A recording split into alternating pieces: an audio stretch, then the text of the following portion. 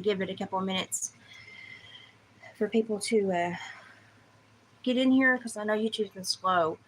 I'm feeling better today. I think my color's better today. It probably doesn't look better because I've got that light on.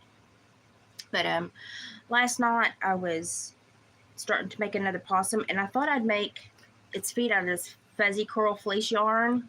I didn't know if well, the toes and the tail and the nose. I didn't know if it would look okay, and then I made the feet, and oh my God, look at those toes. I'm in love. I've got 4 of them made now. These are the front ones. I always make the front ones longer and skinnier so they dangle, and then the back one's fatter. So I've got its feet made. Drop one. So I'm going to try is the word. I'm going to try to make its tail out of this fleece yarn, but I don't know. I'm going to have to use a 3.5 millimeter hook. I don't know if the tail made out of fleece yarn will match up with the rest of the body made out of the bigger yarn. But I'm afraid if I double strand the coral fleece with the pink that it won't look right. I don't know. Maybe it will. I don't know. But you know how a possum's tail has just a little bit of hair on it, but it's kind of icky looking? Anyway, I'm wanting to make it a cute option, a cute variety of possum. I also want to talk to you about something that a lot of people don't want to talk about. That's why I'm giving everybody a minute or two. And I have to kind of let YouTube have the first couple minutes to not kick me off of here, basically. I want to talk to you about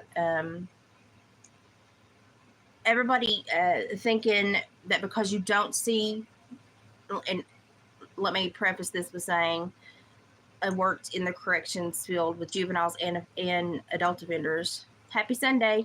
And so I'm a retired parole officer. I supervise murders for the state, violent male offenders. I did interstate compact. I was an institutional parole officer. I taught cognitive behavioral therapy. I did counseling. I've worked with at-risk youth in juvenile placement, social service, juvenile justice kids. And there's something going on that a lot of people need to know about. It was happening a little bit back then, but it was happening back then for different reasons. It's happening now as a financial incentive for many people. And so I just want to kind of make everybody know. And I'm going to try to double this up. I want the possum's tail to look like a possum's tail with the little possums I make. I don't have, they're all over there. But I don't know if this tail is going to look right. But I'm going to try to, because the possum's tail does have like little bits of tufts of hair on it. So I don't know. I'm trying to make it cute, but still like realistic. Anyway, I'm going to tell you something about what I've been noticing. And in Tennessee, currently there is a huge investigation underway by the civilians to figure this out because it's irritating us quite a bit. So it used to be that you would see 1 to 5 children of a different nationality that obviously got here questionably into the United States questionably. You would see 1 to 5 of those children in a placement facility at any time, and you would kind of be like, okay, how did you get here?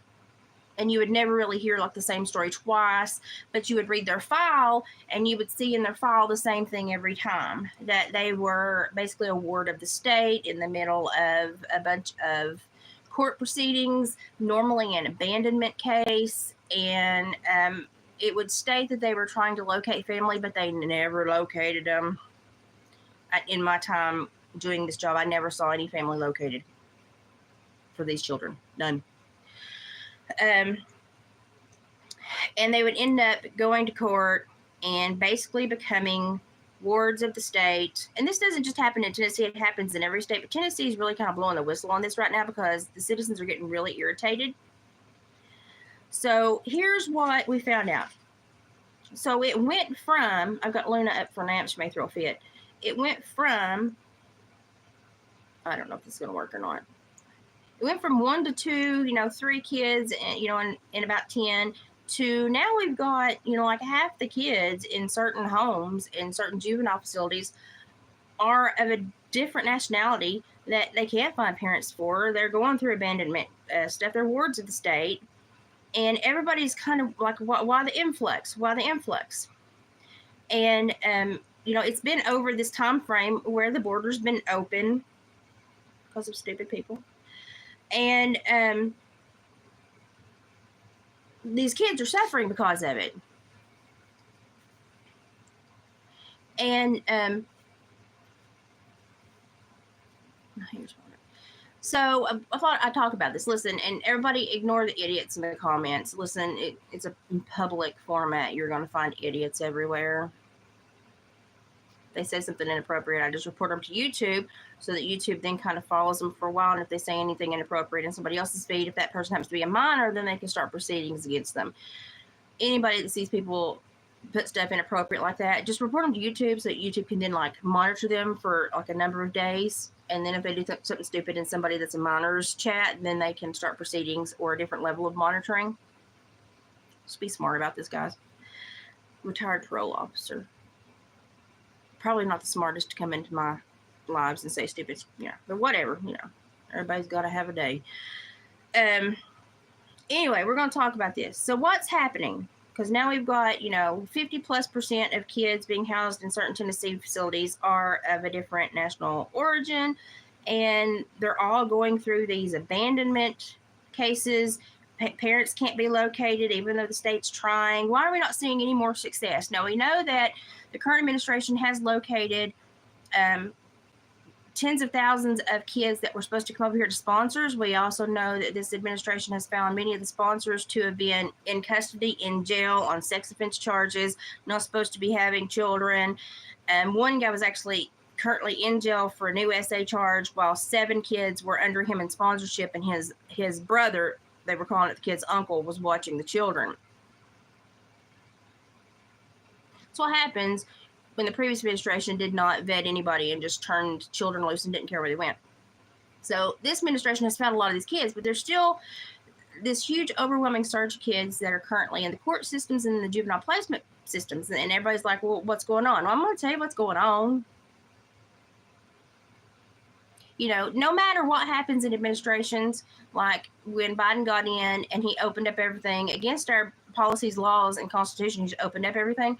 People that are smart know that that's not going to last forever. So they play the long game. They don't play the short game where they come over and try to get everything in 2 to 4 years and then run back home.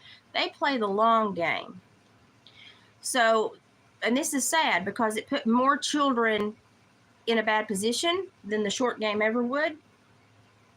So what happened was a lot of parents that had 11 to let's say 10 to 14-year-olds, they pushed those kids with smugglers and Cody's and whoever else would take them, pay thousands of dollars for these kids to get pushed into the United States and dropped somewhere. It didn't matter where, as long as they were in the United States. And in specific, 2/3 of the states will do this. So specific states, stay away from other states. Tennessee is one of the states where they started doing this too much, and the Tennesseans, it registered, and we all started throwing a fit and investigating this, and this is what we found. And I used to work in this field, so listen. So what we see are a lot of kids that normally pop up. They get found in somebody's custody they're not supposed to be in due to something bad happening to them. Y'all know what I mean there.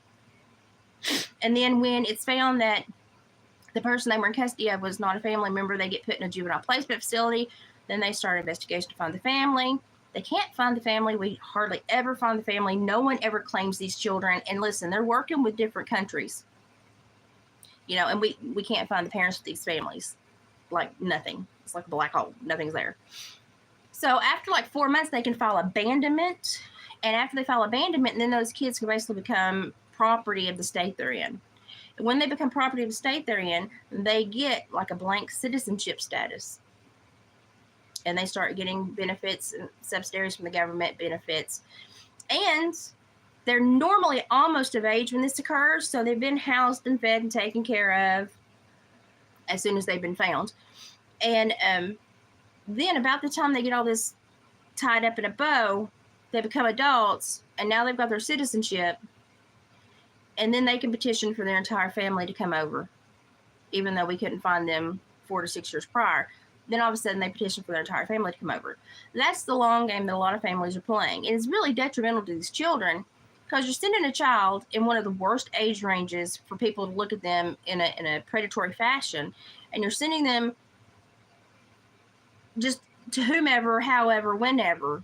And I think it's sick that parents will do this to their own children, and you're not looking out for your child. A lot of these kids are never seen again. A lot of them, God knows what happens to them. But Tennessee got really tired of this.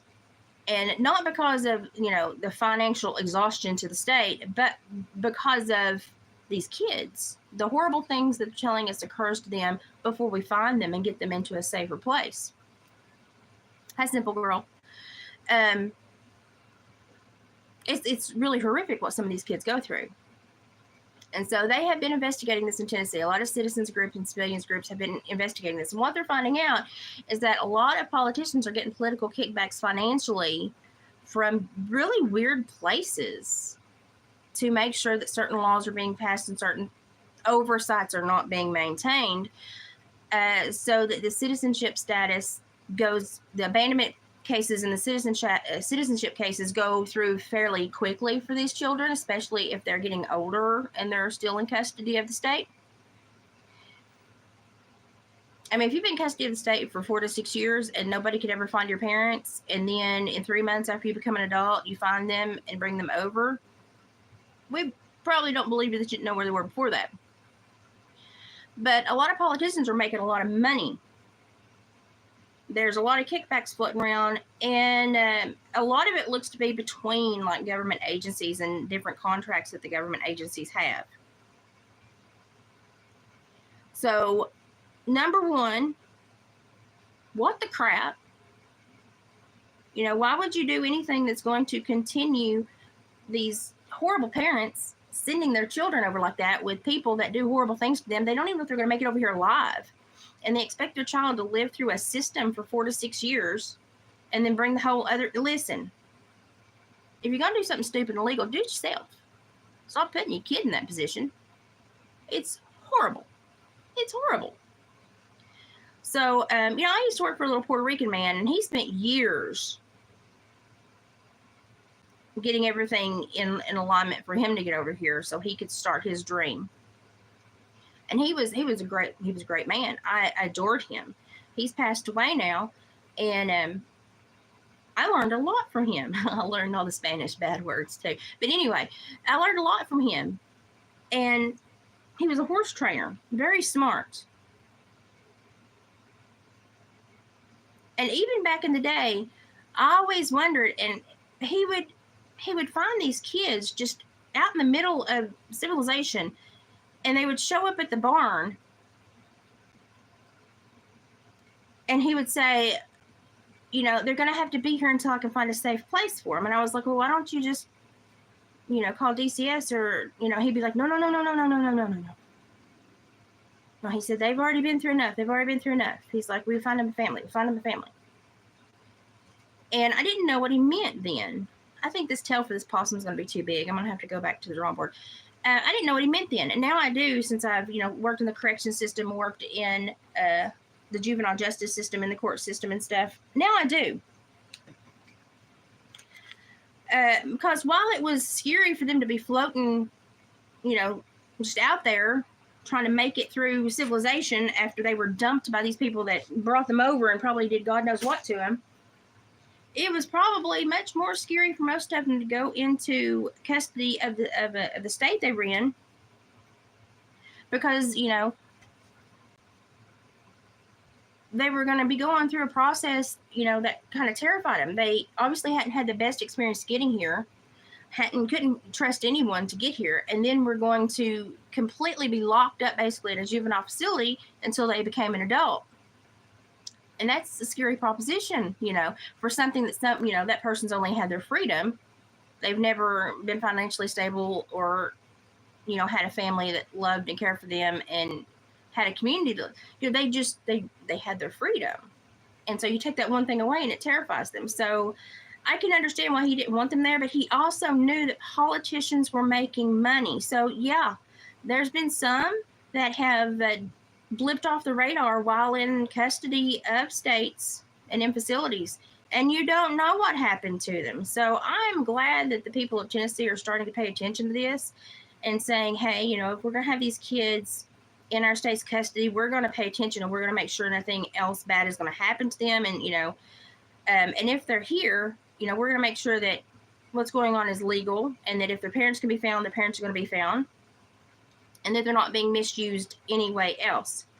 A lot of these kids, especially the ones I talked to that I worked with at facilities, they wanted to go home.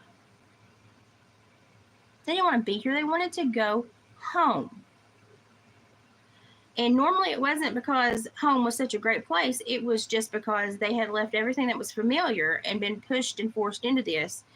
And they just wanted to be somewhere where they knew what was going on, and they could be comfortable in the expectations of what was going on. Because coming over here, the expectations apparently had not, been fulfilled. So we've got, a lot of political games going on in many states about these kids. And, it's still a big government process, because Mexico makes remittance fees from us, y'all. That government loves having people over here because they get remittance fees. So they don't want to stop it. Now, they do want to stop the Americans coming there legally and starting businesses and stuff, because they say they're ruining the culture and ruining the workflow and the living wage. And, even though we're coming there legally.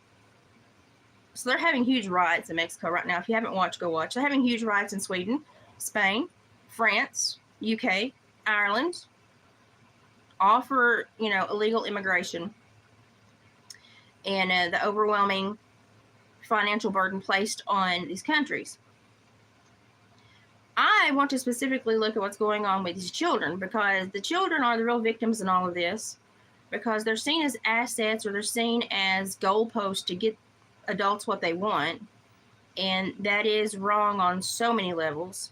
And when I worked with these kids in placement facilities, many of them did not ever remember being in a happy home, a loving home. They always knew that they were a means to an end for someone else. And I was even, I was so naive when I started that job, and it kind of broke my heart. And as I, moved on in the corrections world and ended up working in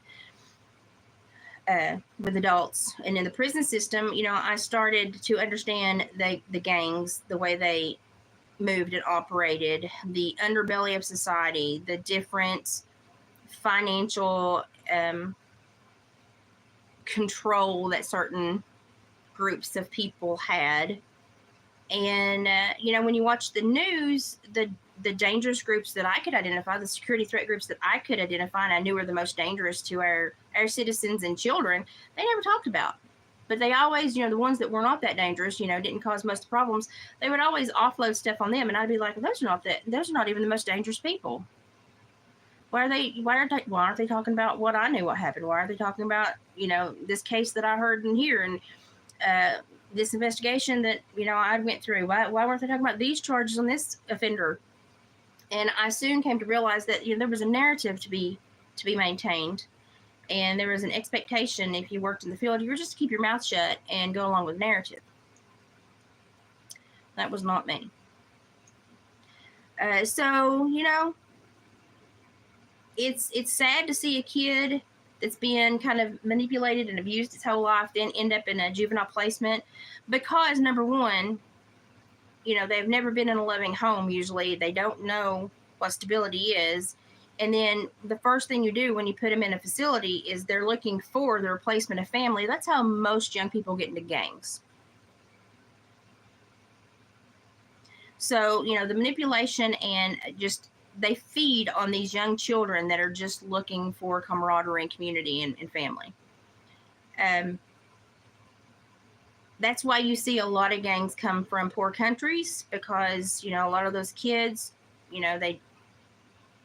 they're lone wolves. They don't have family. They've not been maintained. And when they get into something that seems like it's helping to manage them and keep them safe, they become all in.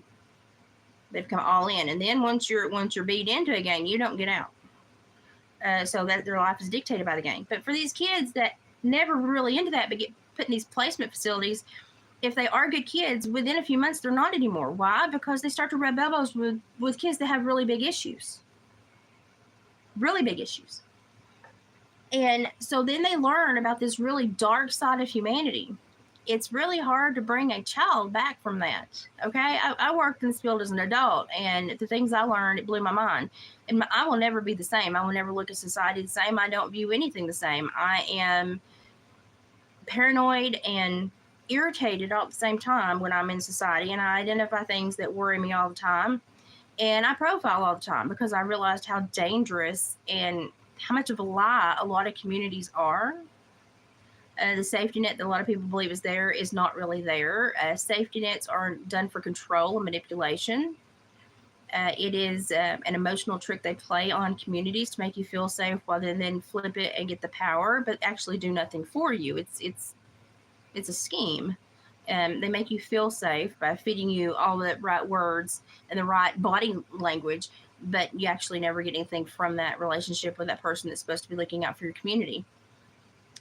It's irritating. Super irritating. So these kids then go into these placement facilities, and they meet up with really horrible people that, put them in these horrible gangs or educate them about horrible things. And then they go out, and they're often dumped right on their heads. When they went in, they were kids, and we'll take care of you if they don't get adopted or placed. Then when they come 18 or 19 or 21, depending on how much benefits the state can get from them, if they're dumped out at 18 or 21, I'm just going to tell you that. And then when they dump them out, they literally put them at a bus stop. They literally put them at a bus stop. So they enter a life of crime, because they got dumped out again. So no, when you see your state having a lot of foreign children in custody of, wards of the state, you should start to be concerned about what's going on. Oh, you haven't missed much. You should be concerned about what's going on. If you look into a lot of the family courts or go to family court and you see a lot of abandonment cases with these, foreign children, you should be concerned, because the abandonment cases is what gives the state the ability to say, okay, now you belong to us. And then they start funneling money based on that child being needy and abandoned. Guess what? That kid doesn't see that money. That kid gets placed in normally a very bad placement facility. They were already being fed, clothed, and housed, bare minimum, and educated, bare minimum. But now the state gets a whole lot more money, and they, to get that, they have to slap a blank citizenship status on them, so that now they're a U.S. citizen, so they can get the subsidies and the benefits of a U.S. citizen. So the state feeds itself. It's not just individual predators that are gobbling up these children.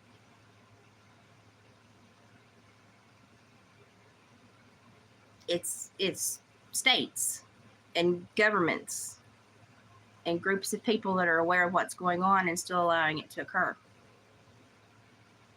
Yeah, so you can, what I'm saying. If you were a ward of the state, or you understand what I'm saying, these kids, bless their hearts, they'll make you feel bad and say they've never known anything. Many of them have not. But I'm here to tell you that what they learn in these placement facilities is not a replacement for love or a stable home. And literally, most of them never get into a home. If they do get into a foster home, it's normally a questionable one. I used to counsel kids in foster care, and listen, most of the foster parents did not want to be, have their child on my counseling roster, because if I had questions, we dealt with them. And they didn't like questions. If your foster child comes in wearing tennis shoes so thin they can feel rocks through them, and clothes, 2 sizes too small, but you got a Rolex, we're going to have some questions for you.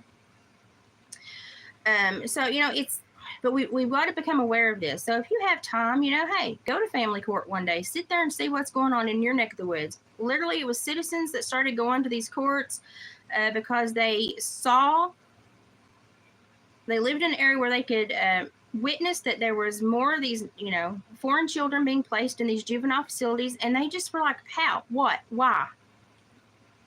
And number one, their parents are playing the long game so that they can have a citizen that will then, do the paperwork to get them over here. And if you've got, you got a family member in the U.S., it's a much quicker process, easier process. And number two, it's a business, because whoever funneled them over here gets paid. Then these placement facilities get paid. And then when the government gets them to be have the blank citizenship status, then, they get to start pouring benefits on that child, which does what? Goes right back to the government. You won't ever see a kid look healthy if they are a ward of the state. They will be fed and clothed for special events, but they will not receive anything above, a certain level of care. And I don't know where all this money goes, because they make a lot of money off these kids. So while a lot of people are saying, it was these horrible sponsors. Yeah, it was some of the horrible sponsors that did horrible things to these kids. We don't know what occurred to them, before the state got them in custody, but I can guarantee it probably wasn't anything good. But, for these people that are sitting blindly in these states, and thank God we've got a citizen group here in Tennessee that's looking into this. If you're sitting blindly in these states and thinking that these kids are safe in government facilities, or because they're on a path to a citizenship status, they can become, hopefully get a foster family. Oh, Lord, they're not safe. They're just a bigger pawn in a bigger game at that point. Literally, sadly, the biggest commodity that is being sold on the planet these days are children.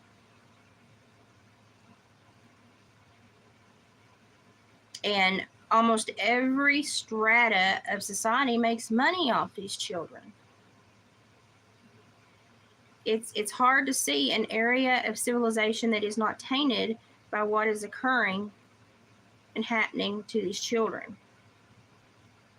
Somebody's making money, somebody's shutting their mouth, and somebody's getting to be a predator and not getting told on because they don't want to put, a stick in the wheel of 5 other entities having their funds. So, if you get curious, go to family court one day. Sign up to volunteer at one of these homes to serve lunch or something.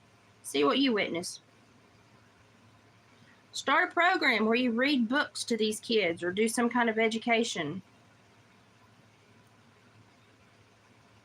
The sad thing is that a lot of these programs rely on the volunteers to give them any kind of entertainment or extra life experiences. So I've done a lot of speaking engagement at these places. I've even taken, my parolees that have gotten out of the system. I've taken them to speak at these places to tell these kids, don't go down this road. It's, this is what happened to me. Don't let it happen to you. And these kids will sit and listen intently, because if you take 5 minutes to say, I came here to talk to you, they don't get that. So they will listen to people that say, hey, I came here to talk to you. I care about you. They don't ever see that. So they will listen to you. Yes, it's a deer head. And that's a coyote face. I put my bobcat in the kitchen. That's another deer head. I've got a grouse over there. I've got a black bear over there. I've got another deer head over there. I've got a turkey fan over there. I've got a coyote pelt over there.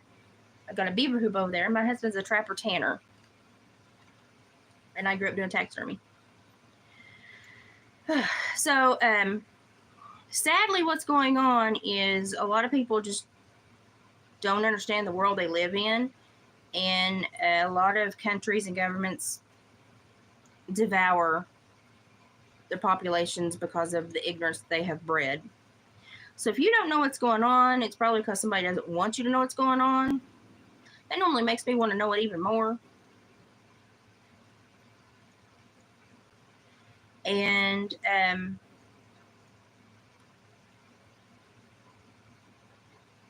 I reported a lot of stuff that I saw in the place I used to work, and they put it under observation and surveillance. They changed a lot of the rules and put it under observation, but sadly they didn't do a quick enough job, because I made a fuss that I was the only parent that was employed there. and that they didn't need to always employ young adults that would, spend their 5 days on and then go party for 2 days, come back with a hangover and still smelling of alcohol to work with these kids. They didn't need that example. They needed to hire adults that had families that knew how to handle children and knew how to care for children and knew that, this was a big deal. This was the next generation you were taking care of. Stop acting like a hooligan yourself and take care of these kids. Well, when I was no longer there, after that boy attacked me with an axe, that boy from Texas, which he's doing great now, by the way. He checks in every once in a while. That's how I started on my leg surgeries, and this disorder got me, in case y'all are wondering. But I had a lot of questions about what was going on there, and I had reported a lot of stuff. I'm going to switch to my gray yarn now. And they were under observation, but sadly, they continued with these very inexperienced and young people that were working with these kids. And where's my gray yarn? Sadly, they had picked a child back up. There's my gray yarn. They had picked a child back up after a flight. I don't know if they've been on like a home pass or they were actually picking him up from somewhere. They picked him back up, and they knew that the people that picked him up realized he's under the influence of something, but they didn't care enough. They were bringing him back. It was a late flight. They just wanted to get back and sleep because they're young, they're stupid, and they didn't care about that kid. So they get him back to the facility, and they go ahead and put him in one of the group places, knowing that he's under the influence of something. And he's not acting right. Obviously, something has occurred in the time that he left whoever he was with and arrived there. They didn't care. So instead of taking him to the ER, which is mandatory regulation, you take them to the ER, they get tested, it all needs to go on their file. You cover your butt because you don't want the kid saying, well, they gave me something, They didn't do any of that. Well, guess what? They didn't even take the time to ask questions, see what he might have taken, if he was going to be honest or not. They just sent him back to the little group house in the woods, and he passed away in his sleep. His respirations got so low, he died in his sleep.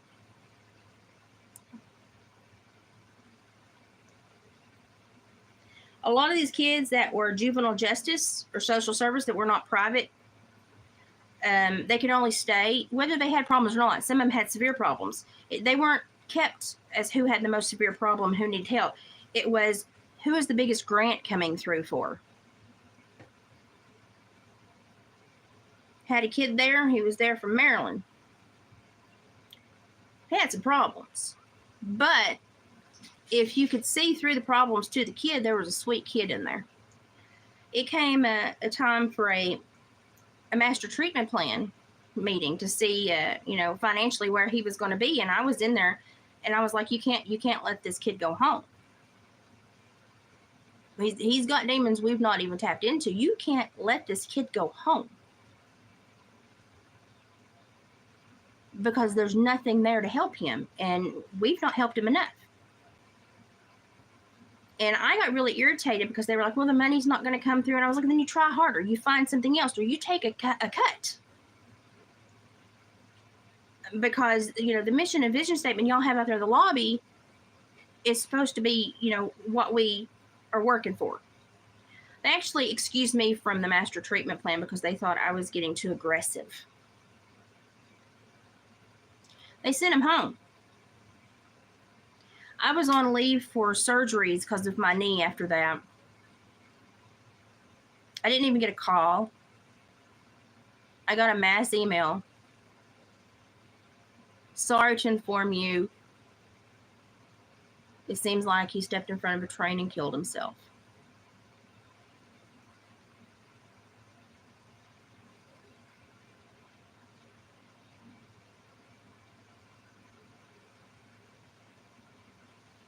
I never saw any kind of regard for his life in any way.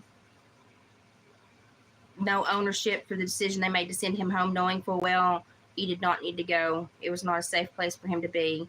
He was having issues that we had not even begun to process. Because it takes so long when they're on grants. It takes so long to get them through all the levels and to the psychiatrist and to really, to Nashville to have all the testing. And those grants are short-term grants. And if you can't get a few lined up, they're not going to get through the whole process. And you just really don't know what's going on with that kid. But these facilities just want this money. And so if the money doesn't come through, they just turn the kid loose. I mean, the ASPCA has better guidelines, y'all. Just being honest.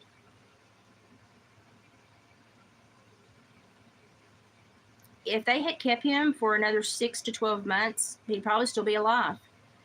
He would have probably gotten more help. He would probably learn more coping mechanisms and skills. He would have probably learned a better group of people to have, been around. I was just starting to build trust with him, just starting to have a rapport where he would listen to me and respond instead of react.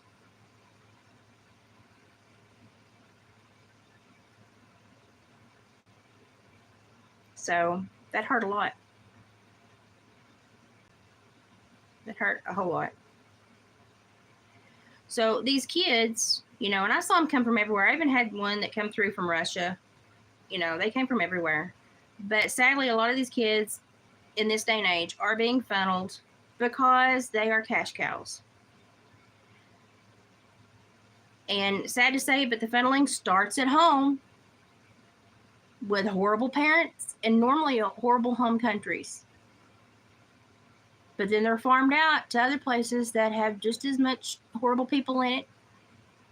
And they put them in these cycles to be a cash crop for the governments. Not always federal. States make a lot of money off of it. It's probably primarily a state game. They're just milking the feds to get the finances into their state. A lot of states are guilty. I'm so glad that people in Tennessee are like, huh? And looking into this. So we have investigated in our state, and, they found a lot of kickbacks, a lot of grants and contracts, and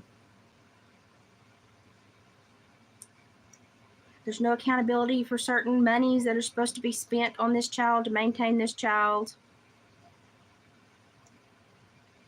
It's a sick world, y'all. It's a sick world. The more you learn about it, it's kind of hard to come back from learning about it, because then you're like, oh gosh, you realize, you see the underbelly of society. It's hard to come back from that. I probably will never, because I did so many murder investigations, PSIs, pre-sentence investigations for the courts. I don't think I could bleach my mind enough to get all of that out of there. It's just bad. We've got some newbies in here. I appreciate you popping in. May not be the channel for you. I'm not really a creator. Is more of here's my life. This is what I know. This is what you might want to know, and this is what you might want to learn about. But anyway, at least some groups in Tennessee are trying to hold some people accountable and figure out, what's going on, so we can hopefully stop this cash cow crop. Because it's children, and people were protesting the arrest that happened on that illegal marijuana farm. It was an illegal marijuana farm that was illegally employing minors that were there with no parental representation, no sponsor, no nothing. They had just been sent there and put to work. I can't believe people would stand up and try to protect a place that was illegal in so many ways, and then had minor children there as their workforce. I mean, yeah. I mean, if you say you have some standards to where you're trying to protect human life, then actually protect human life. Look at where this starts, and then put your energy there, instead of catching it on the back end and thinking you're doing something great, because you're not. So if you want to know what's going on, start looking at these cash cow programs, because they start in the scourge of society with bad parents and, predators. But it only ends up worse, because then they get into a state that is funded basically on the predation of these children. And if they don't have a sponsor, they don't have a parent, they don't have anyone to advocate for them like the kids that are state residents do, there's really no oversight. There's no one there to hold anyone else accountable. And I would not want to know what most of these kids go through. So if you know, and if you work in these fields and you have a heart, you can't work there very long, because you will see the things going on and you will report them, and then you will become a burr under the saddle blanket of that facility, and they will want you gone.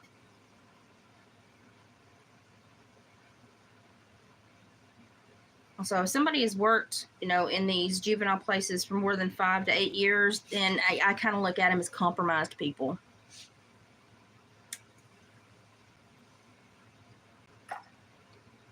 Because either they didn't want to see what was going on, or they turned a blind eye and allowed it to continue to go on.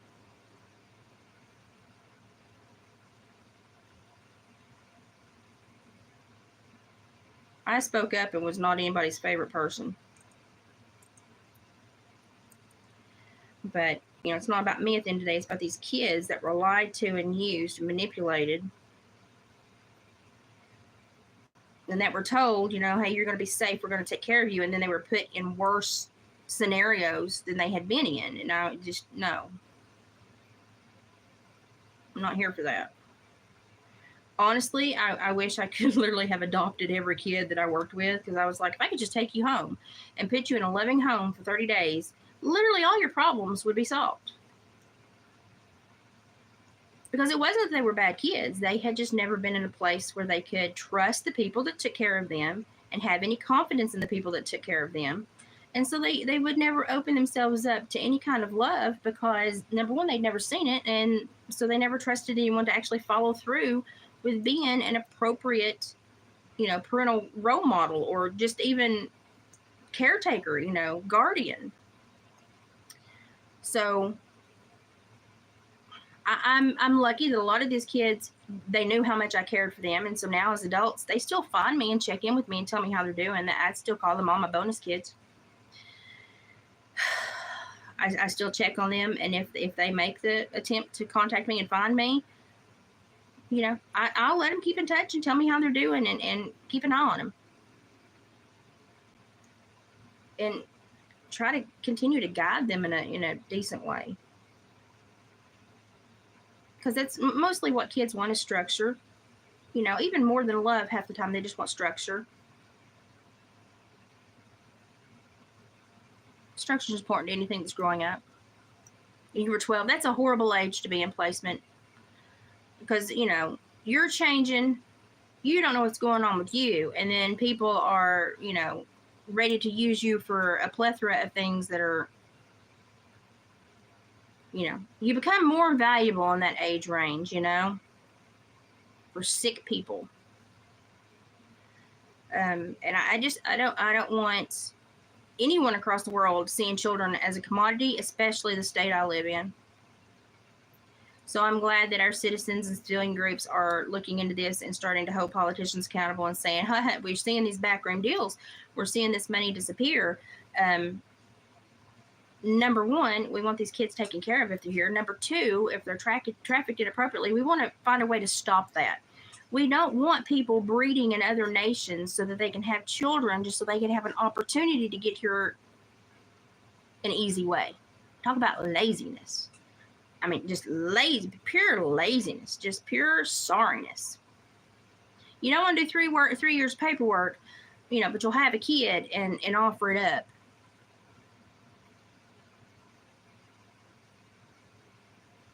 Boggles my mind.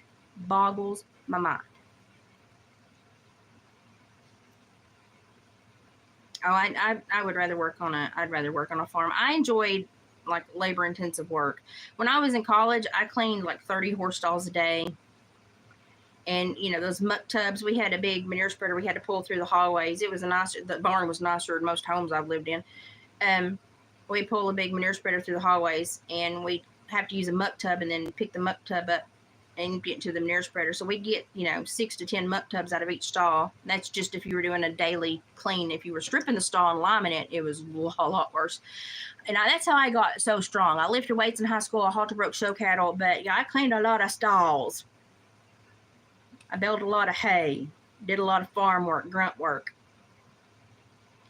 And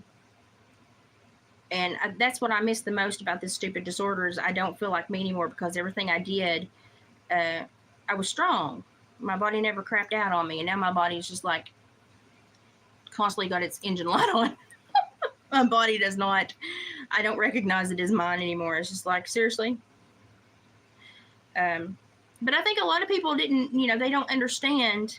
And so a lot of these kids, everybody's going, well, where did they go? They just disappeared. They're not lost. They have been shuffled into the system for other groups to make more money on them. They're not lost anymore. Well, some of them are lost, sadly. Some of them are lost because some of them went out to predators and people that did horrible things, and they are lost. Probably forever. We'll never know what happened to them. That should be reason enough to stop it. But we're going to have to stand up to these states and these governments, these politicians, these groups of people that make money on these kids, y'all. We got to say something.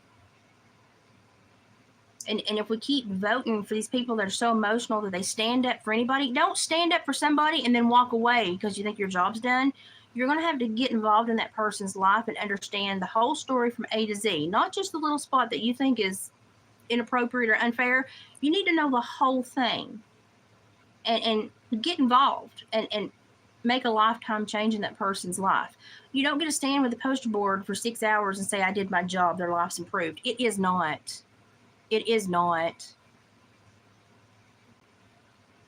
You got to do more than that. You got to get in there and be greedy and actually want to take care of these people, these kids. And then you will become so vexed at how horrible it is, you will want to stop it too. Like, number one, no, I don't think people should break the law. But beyond that, I've seen so many children be used in inappropriate ways for the benefit of horrible people, horrible politicians, and governments. And why do they pick on the kids? Because the kids don't know how to protect themselves. They work in a covert operation of demonic adults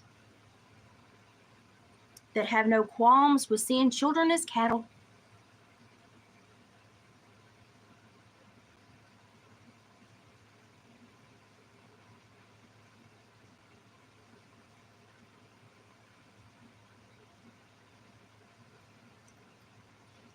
We've got to do more.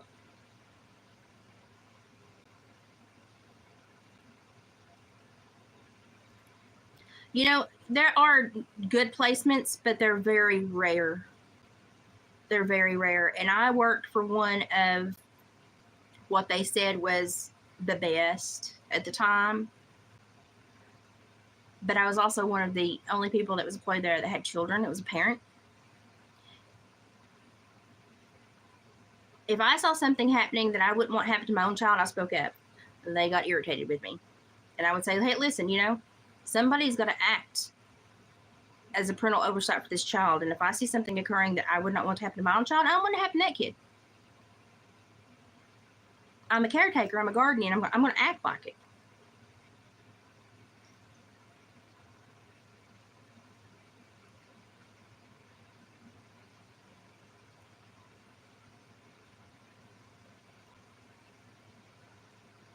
I was irritated because I started seeing how the money was funneled and the top layer was put elsewhere. People were pocketing a lot. I saw the nepotism in hiring, and like families would own 3 or 4 of these camps and they had all their families placed in these, and it was just a mum's the word event. They made money off of it.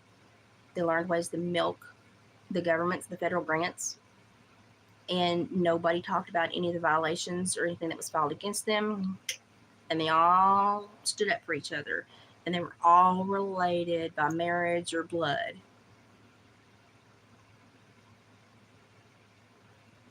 And the older I get, the more I learn. That's how it is on every scale. It's just as you get higher up in the world, the bloodlines and the money becomes more prominent. That's all it is.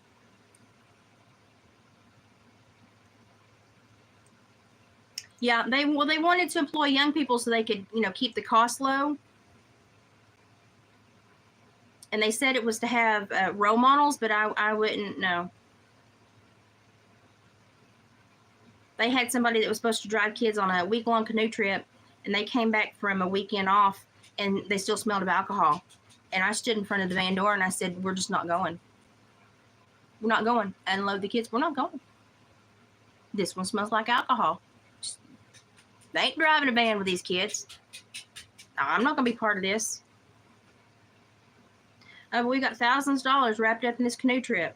No, you don't. You got a couple $100 in gas money because they're going to another one of your camps. They're on a grant program to have this trip anyway. You're going to get reimbursed. They're not going with somebody that smells like alcohol. Because I don't know what she did 12 hours ago, but it's still on her. They got mad at me. Well, you can get happy too. Scratch your butt over there and get happy because it ain't changing. They got really irritated with me. But would you as a parent put your child in a vehicle that might smell like alcohol? No. Or if you would, you're an idiot.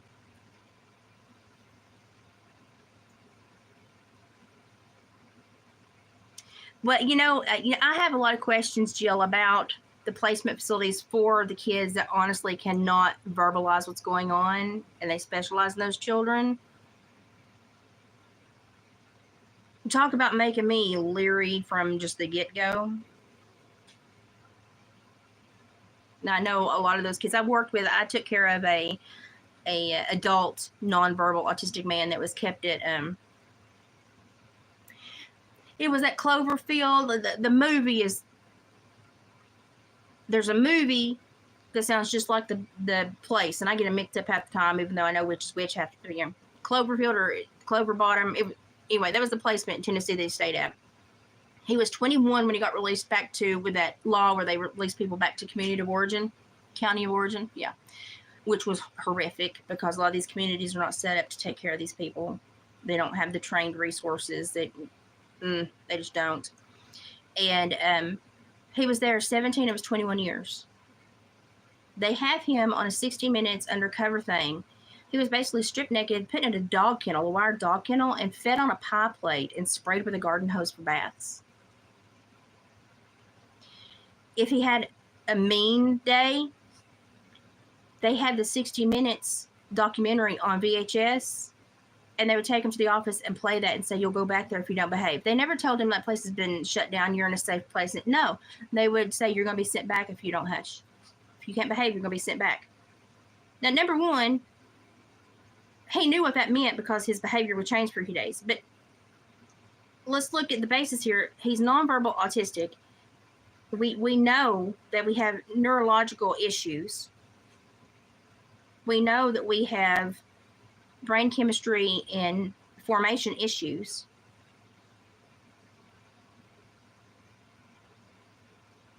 And you treat him like a mafia hostage. I mean, don't get me wrong. Some days he was evil.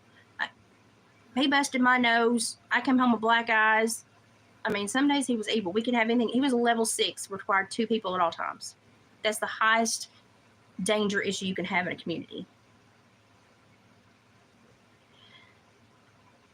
But on the days that you could actually see him, you could see that, bless his heart, he'd never had a day where he was free. Mentally, emotionally, physically free.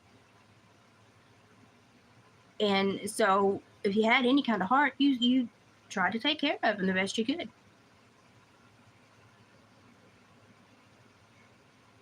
The poor farms back in the day were actually for entire families. They were for all groups. They didn't discriminate. They took everybody in. They all lived there. It was just like a giant group home, and all the families kind of had a room. So they weren't separated. God knows what happened to those things back in the day. I wouldn't even want to think about it. But they didn't really receive any funds. They were basically had a little bit of nasty food thrown out, and they had a roof that barely didn't leak. And if the people didn't join together and try to keep the place clean and make a garden, and they had nothing. But these homes now and these placement facilities are federally funded. And when they started doing this medical coding, they said a lot of it was for the digital era coming in, and no, it wasn't. It was for billing purposes. And it was so that they could basically micromanage how much money they got for specific issues and patients and clients. It was just a different billing options for places they could get more specific and make more money.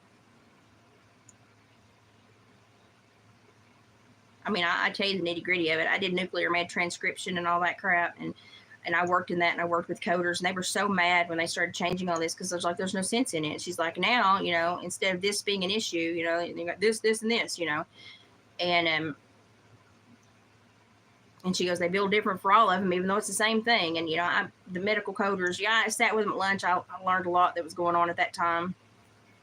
The radiologist doctors that read the nuclear med technology that I did and wrote the transcripts for, typed the transcripts for, a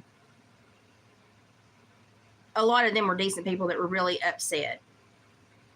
And they didn't know, they had so much money in school and stuff, they didn't know how to back out of these workplaces,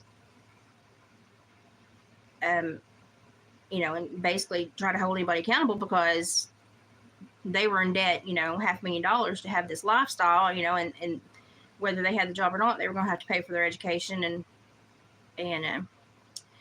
I don't know. It was just, everybody was a slave in some way. And honestly, you're kind of only a slave if you put it in your head that way, because when I found out certain things about things and just been like, nope, it's time for me to leave, it's not bothered me to go back to having no money, to say, well, that income's just not going to be here anymore.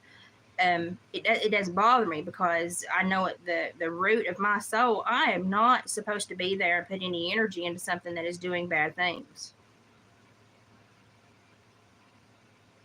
So it was never difficult for me to just, bye, peace out, I'm leaving. Never. Yeah, they do. They do. Those kids know how they get treated. They know. And then, because they don't see anything better, than they establish their own pecking order in the group homes from where you are, or where you're from, your appearance. Some of them kids are meaner than any of the adults I come across, just because they've never learned any better. So they just, that's how they police each other too. So, what they see, they become.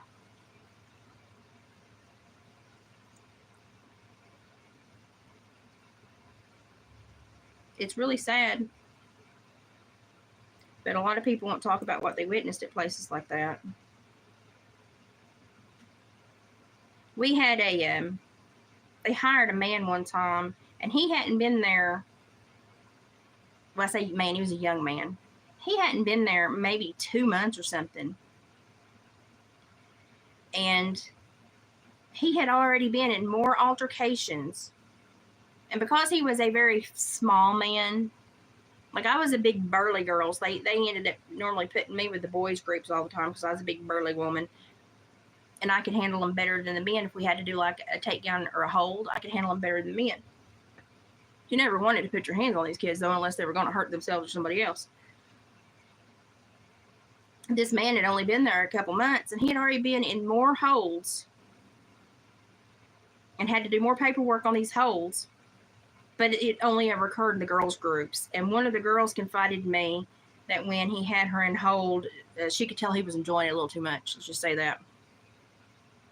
I brought that to the attention of the person that owned the facility. And I said, you may want to look in on this. Oh, I can't even think anything like that. Well, you've only employed him for a couple months. You might want to keep an eye on him. Oh, you just want to believe the worst in everyone. No, but these girls are kind of well versed in this, and if they think something's happening enough to come tell me about it, they normally are well versed enough to know when something like this is going on, because it's happened to them before. And I said, so I'm not going to tell you. And then I witnessed one day,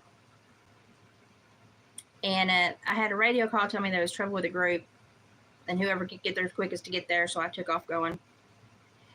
And I rolled up, and he had one of those girls in a hold. And I walked up to him, and I said, let her go, let me have her.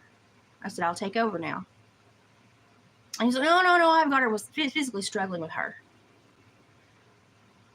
And the look in her eye when she looked at me, and I just took hold of him and removed him. And he looked a little perturbed, but he knew not to question because I would remove him again. He will meet the ground in Jesus. And I walked the girl over, and she said, thank you. And they never would do anything to this man. And I sat down with him at lunch that day. He said, oh, you going to sit next to me? I said, yeah, I'm going to sit next to you today. He said, wow, what's the honor? I said, I'm going to tell you what's going to happen to you if you lay another finger on these girls inappropriately. We had a nice little chat over lunch.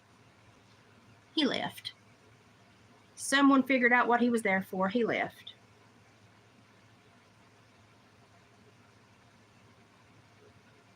Sometimes just a little bit of, hey, I saw you do that, well, you know, to make a true coward leave.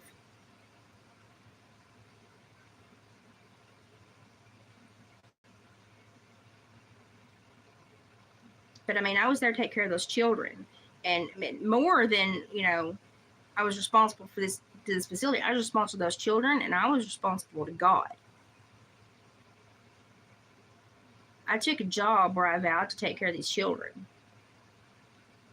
And, you know, more than I stood up and signed paperwork with these facilities, you know, I made a contract with God about this job I was trying to get. And I wasn't about to listen. We ain't gonna poke that bear. I ain't playing with that.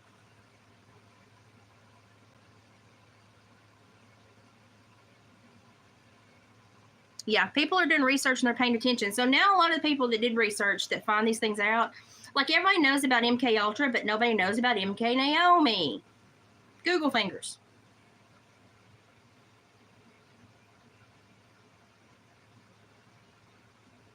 But a lot of people are now, you know, once they can see that there's been a lie dispensed to them in bulk, they'll be like, oh, heck.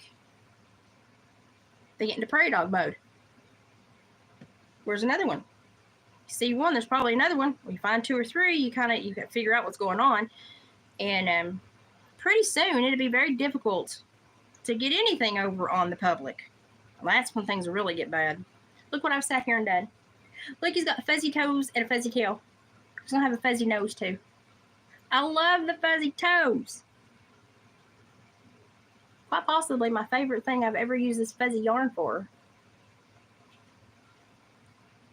Somebody bought one of the hanging possums. David told me somebody bought one of the hanging possums yesterday, day before, yesterday. I've been so sick, I don't remember. I finally got my hair washed. I feel like a human being again.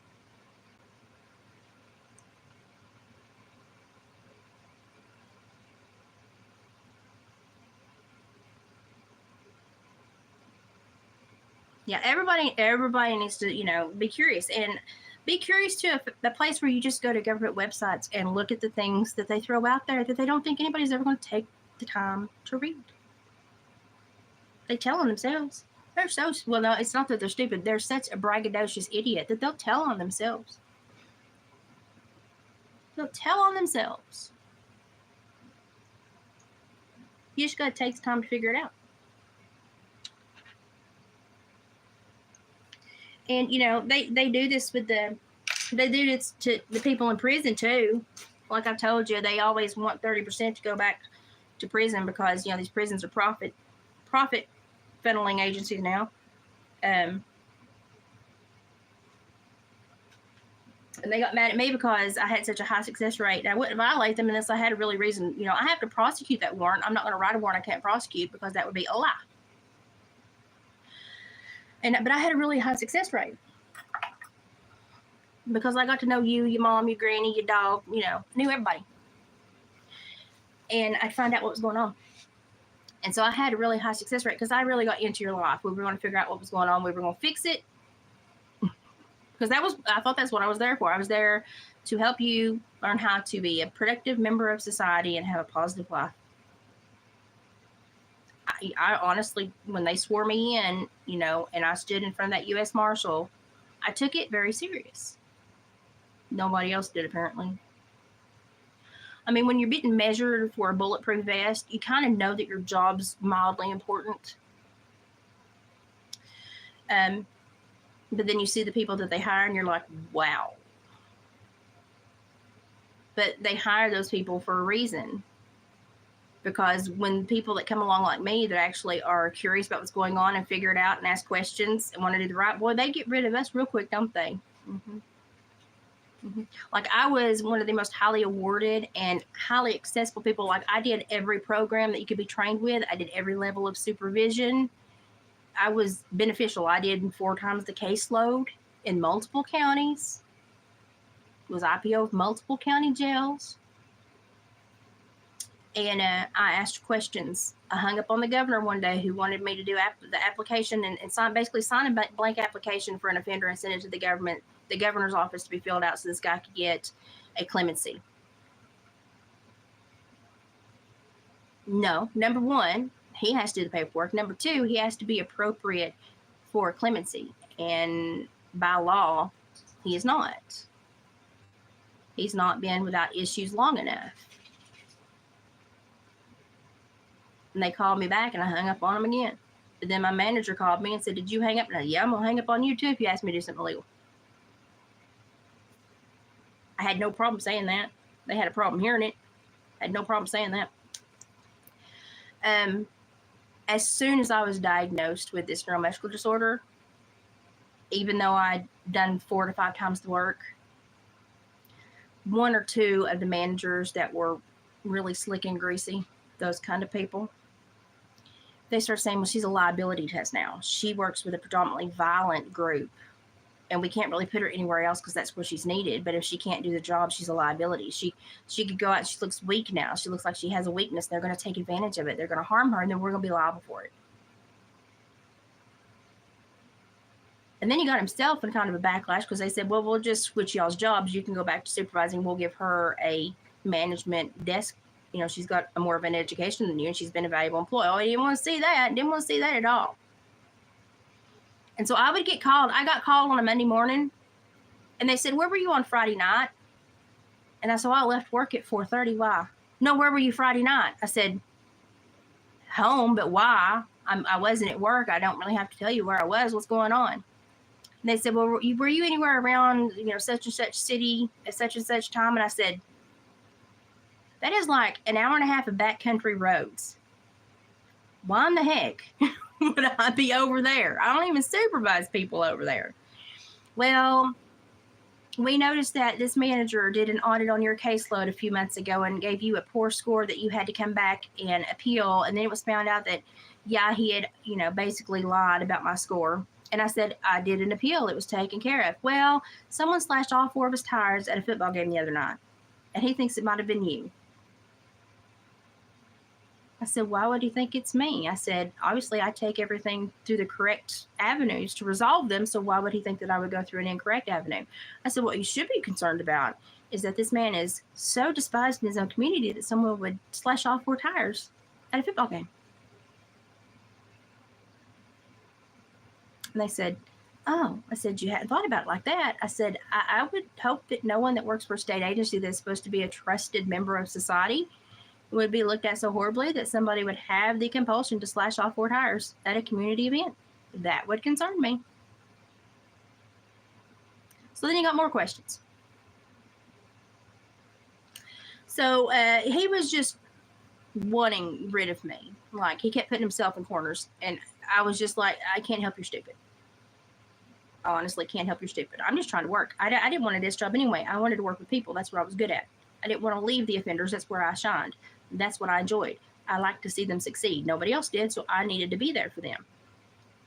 So it was, I don't know, it was the last 18 months my job was really horrible because with this disorder progressing and basically kicking my butt and all the surgeries I had, it was difficult medically, emotionally, mentally, physically. It was just a horrible time frame in my life. The first 7 years of this disorder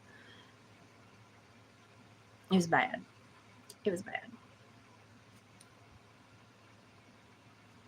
Yeah, I feel you, they were.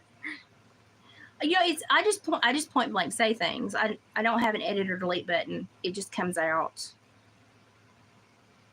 But sometimes it's best just to say them. Just say. So, but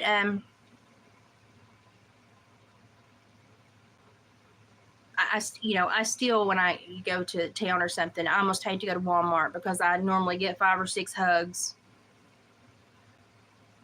from people that I either used to supervise or family members of people I used to supervise because I did something that they thought was just so,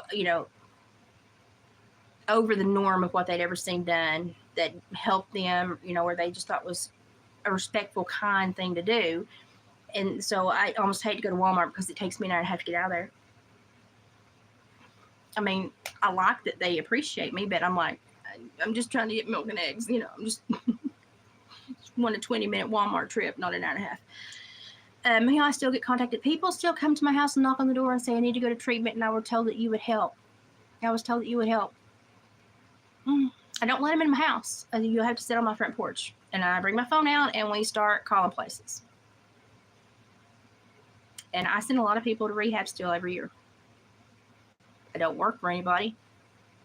I just do it because people show up, and if they take the time to show up, obviously they're probably mentally in a place where they're ready to change. At least give it a better chance. And I'll sit there and find them a grant if possible. The neighbor's kid, 20 years ago, I found him a diesel mechanic school in Nashville that was going to house him in an apartment. It was going to get him a full Pell ride and give him like a stipend for him and his wife for groceries at like the cafeteria, and then like points they could switch at area grocery stores and restaurants. And they said, we'll even help him pass his GED so we can get him here. Because he's a phenomenal diesel mechanic. He's just sorry. He thinks he can steal anything. He's just sorry. And I thought if we could get him in school and he could have some kind of better view of himself, he would do better. I couldn't even get him to take that deal. And I thought, you idiot. He's still very respectful when he deals with me because he knows that I've tried. And I'll tell him, listen, I've tried how many times to help you out? And he'll be like, I know, I'm sorry. Like last week, they showed up back over here. And I was like, do you really need to be here? The mom and the son and his new girlfriend. What does that make, like 5 girls in 2 months? I don't know how these men find women. And women bring your standards up. Just bring them up. They showed up, and it was like 90 degrees. And I had taken Luna out. And she yelled at me. She needed clothes. Now, I know that I've clothed her after the house burned, that the county's clothed her. They were taken to Walmart and had clothes bought for them. They were taken to area thrift stores and had so much money given to them because I facilitated the majority of this, right? She needed clothes. Okay, well, you've been a transient for a few months. Fine. I came in here and dug and found her some more clothes. It's fine. I said, I really don't have anything else. I said, I've given about all I have to give. I said, I found these few things. I said, you're welcome to them, but I really don't have any more that I can give away. Just to try to slow it down a little bit. And at that point, her son was not there. And I said, do you really need to be here as hot as it is? And I said, I'm not here all the time. And I said, you have no electricity, no air conditioning. And I said, your son obviously doesn't care that he just dumped you off here and left you here. You have no running water. You have nothing. And I said, I said, you need somebody to call 911 if something medically happens to you. You're not well. And she held her phone up and she said, my phone's dead. It wouldn't even matter. I got David's longest extension cord to run it from the warm house. And I plugged it up for her and I tied it to the fence. And I said, don't untie it from the fence. Because I knew that they'd pull it some more and plug something else up. I said, you can charge your phone so that you have a phone. I said, but you charge only your phone.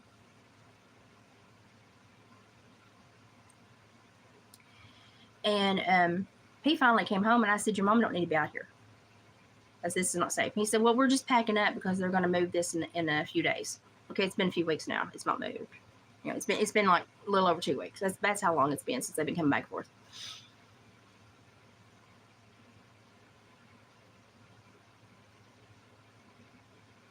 And I thought, okay, well, you know, as long as, you know, they're just packing up. So I just left the extension cord tied there. And back and forth. Dave's back and forth. I come in the other day and he said I had to take the cord up. He said, number one, he said, it's fixing to get the yard mowed and I don't know when they're going to be here to mow it because our mower died. We've been paying somebody to mow our yard.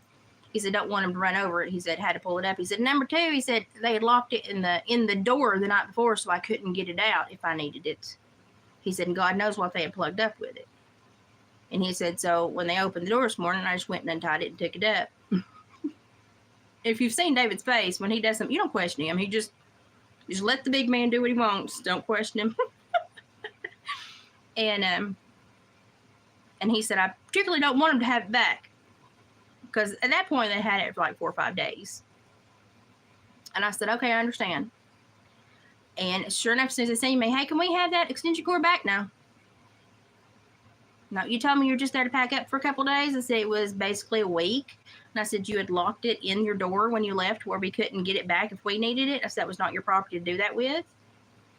I said, y'all continuously, I said, we give you an inch, you take a mile. And I said, you know, I said, you have better relationships with people if you would accept with grace what little bit people can give you and stop taking more.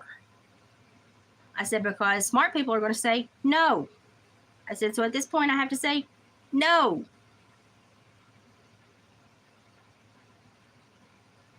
And they were just like, okay.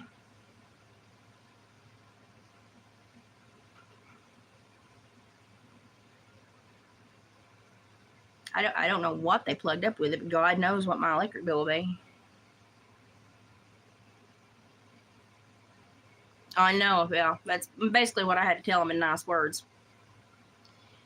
And I was like, stop lying.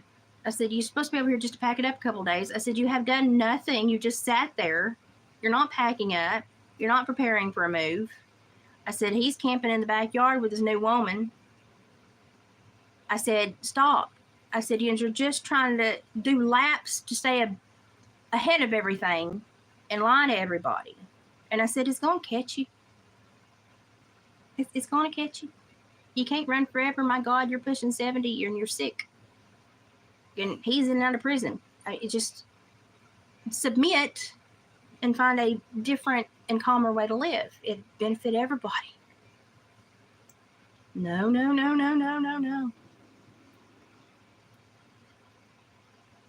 Margaret, I made sure that where I put it, I did a screen record with my security system that records everything, even me talking. It records everything when you put it on record. And so I have her in a verbal contract of what, you know, what she can use it for and what, you know, in the days it was there. Thank God for timestamps and all that crap. And it's sad that I have to think like that when I, you know, because I generally just wanted her to be able to have a phone because of her health. I mean, trying to be kind. But, you know, I can't be kind anymore. You always take advantage of me. I just can't. So it's just, you know, it's been a weird situation over here. But these are the people that, you know, a lot of people have to deal with daily. And I know a lot of it is because we have cricket systems. So people that are not primarily driven to find a better way to live, they're driven to find counter avenues against the powers that be, and you know, they milk the state, and you know, after, you know, 40 to 60 years in this mannerism, you know, they're not going to be able to change. It's entrenched. It's just, you know, it's just in there. Their behavior's not going to change. And you can't be kind to them because you're either an enabler or you hate them. There's never a medium ground with them. And what they don't understand is I'm completely comfortable with going back and forth.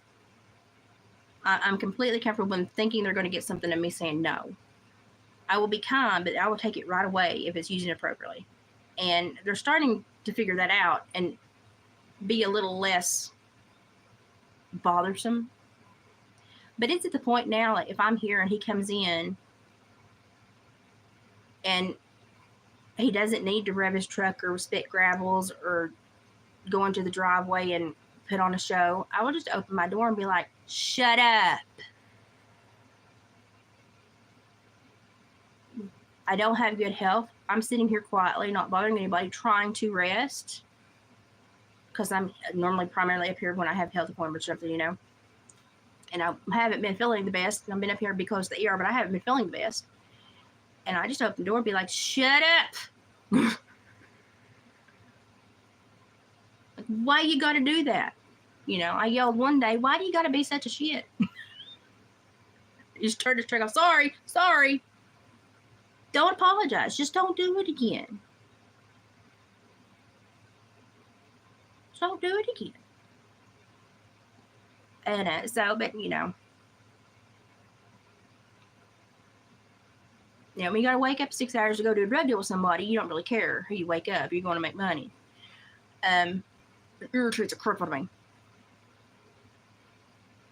Oh, it's going to fully kick them very hard. And I know it's coming. They know it's coming. It's just ingrained in them to run. It's just ingrained in them to run and try to be a rat ahead of the system as long as they can be. But I mean, he's perfectly comfortable in jail. So he'll just see it as respite. You know, it's a sad, sick scenario. And but honestly, when you look at people like that, the politicians that run our communities and our states, and they're not any better than those people, because they're just doing the same snarky crap, just on a different level. The same underhanded skill set is employed by all of them, just on a different level. It's the same mentality, just on a different level. It's a corruption and heart issue. And they think they're not like each other, but they're absolutely the same. Absolutely the same. And I'm a person that if I'm in the neighborhood, I'm going to mow my yard and do upkeep. You're going to hear my husband mow and weed eat. You might hear me with my little tiny little chainsaw that I might cut the tops of the bushes off with, because I really won't run a lot of machinery anymore because my legs are so bad. I don't trust myself. But I will sit on a rolly cart and use my little tiny Timu chainsaw and cut my box hollies or something.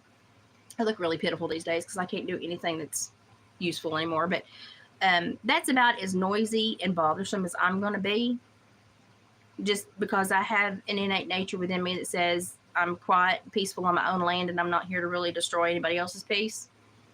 But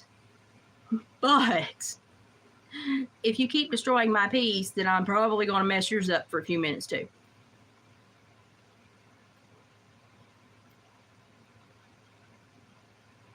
Oh yeah, Margaret, that's absolutely it. That's absolutely it. And I have gotten to the point where when people pull up over here, if I'm on the outside somewhere, I'm sitting on the porch, I'd be like, you delivering or picking up? Must have been a good batch this month. Boy, everybody the grandpa's been here the last 2 hours. They will get back in their car and leave.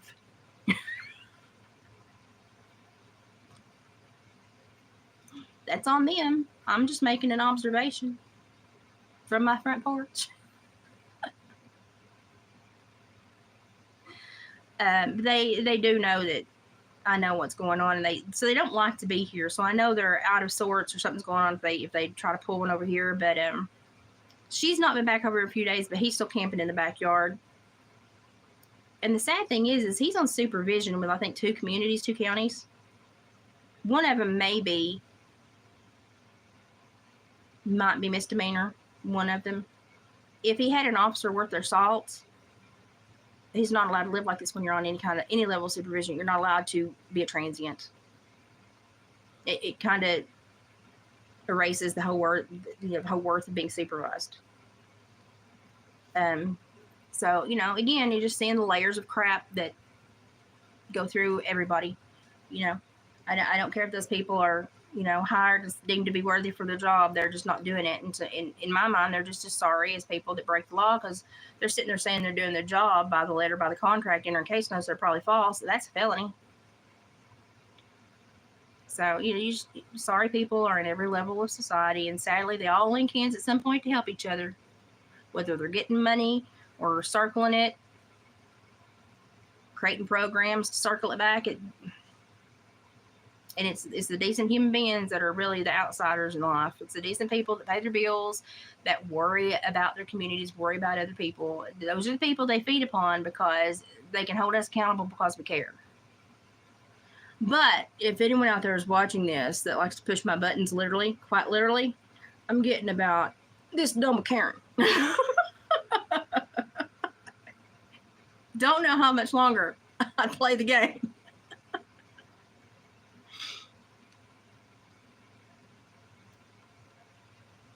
Well, it's not really money for the people that supervise them anymore. It's, they put them on these programs for supervision. And so the level of offenders they have, they get more money for these programs. Doesn't mean that the supervisor gets it. I mean, he might get a job out of it, but the state still gets the supervision fees, all the back to court stuff. And, and if they go to jail, they get paid for when they go to jail. So, I mean, what's the downfall? I mean, who really loses there? Society, because you're not really helping anyone retrain themselves to be positive. You're just bleeding them dry. They're not learning anything, from that. They don't have that ethical level within them to be concerned with that. It's just a money racket. But yeah, it's what money is it's the tar pit of society. I don't ever have any of it. I've often wondered if something happened and I got money, would it change who I am? I don't think it would, because half the time when I have $5 in my hand, I give it to somebody else anyway. I saw somebody in town sitting in a wheelchair at the grocery store waiting on a ride to pick him up. They were sitting there, and I said, "Do you have anything that's going to ruin?" They said, "No." They said, "I make sure because I don't know how long I'm going to sit here." And I said, "Do you need help getting over to the trees where the shade is at least?" And they said, "No, if they don't see me here, they won't stop and pick me up." Well, that's pretty sorry. I'm just going to move you 40 foot. Can they not look 40 foot over? So I went to McDonald's and got them a big thing of sweet tea and a big thing of water, because they wanted a sweet tea, but they needed water more. So I got them one of each. And I was like, just drink. Just make sure you're going to drink so that you don't have a heat stroke out here. And was I going to get me anything in town that day? Heck no. Did I have? No. I can't tell you last time I've been to McDonald's. I can't tell you. I honestly can't tell you. I bet you it's been pushing 2 years. At least. It might have been when me and David were going to a festival somewhere and stopped for breakfast. But it's been probably 2 years. So is it normal for me to swing by? No, I did that for somebody that was obviously in a position. Margaret, yeah, very adequate comment. They are tap dancing on a landmine.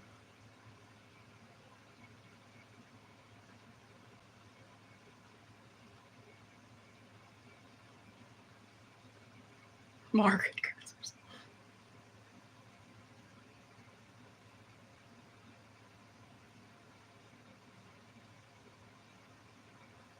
Chelsea, wouldn't that be nice?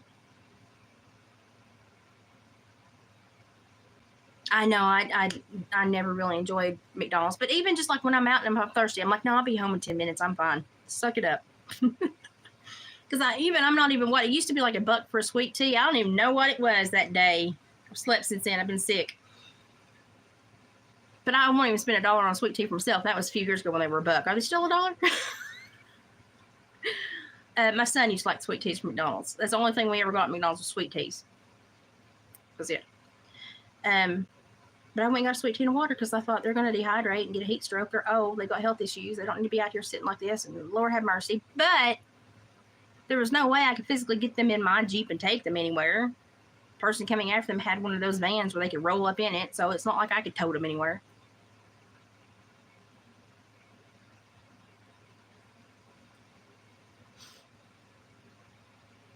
Yeah. Chelsea, you nailed it. The more I'm reading about this book, and the more that basically it just lays out that electricity is a natural phenomenon, and by law cannot be patented, manipulated, and sold. It's getting irritating. The more I read about this book, it's like, oh gosh. You know, it's like one more thing to figure out how sorry humanity is. But then, of course, you read in the book, too, where people misused it for stupid parlor tricks and, you know, inappropriate things. And you're like, you know, those are the two sides society's always going to talk about. They're going to make somebody like the victor and somebody the scourge. How about just the people in the middle that just lived through it, dealt with it, and went on? How about we talk about those people for once? Because those are people that actually survived it. And they didn't benefit or misuse. They just survived it. Let's talk about that group of people for 5 seconds. So, I've always known that, but it's nice to review this book and be able to map out and prove to people, you know, that's why we're reviewing this book here. So I need my eyesight to get better, though. I've still got like a sinus headache over here today, but we had really bad storms come through last night. I'm still draining really good and everything, but I've still got a sinus issue over here today. And I'm not feeling the greatest, but I feel so much better than I did at the beginning of the week, last week. So I'm just like, I'll deal with it. So I will be back to the farm by Tuesday because Mom has an appointment. So I will have to be either with her or with Oliver, one of the two, wherever I'm needed. I'd say I'll be with Oliver. I'd say as far as she's going that day, I'd say Dad will go with her. So my aunt is only staying through tomorrow, I think. And so I'll have to be there Tuesday. So I'm going to, I think, the way Luna's been acting, I think I'm going to try to take her with me this time and acclimate her to the farm. She's already met Mom and Dad. She loves them to death. She acts like a crackhead when she's around them. It's woo! But I'm going to take her down there and see how she reacts that with the farm and stuff, and see if it's something that we're going to be able to start getting her used to going with me and being back and forth.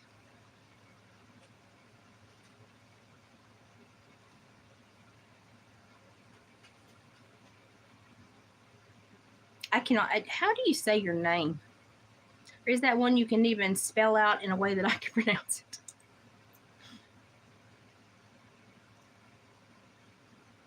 Because I'm Appalachian. I will butcher everything. But anyway, that's kind of what's been going on here. I just wanted y'all to look at what's going on with these kids. And if you want to see what these kids become later, it's my neighbors. They become my neighbors. They become my neighbors.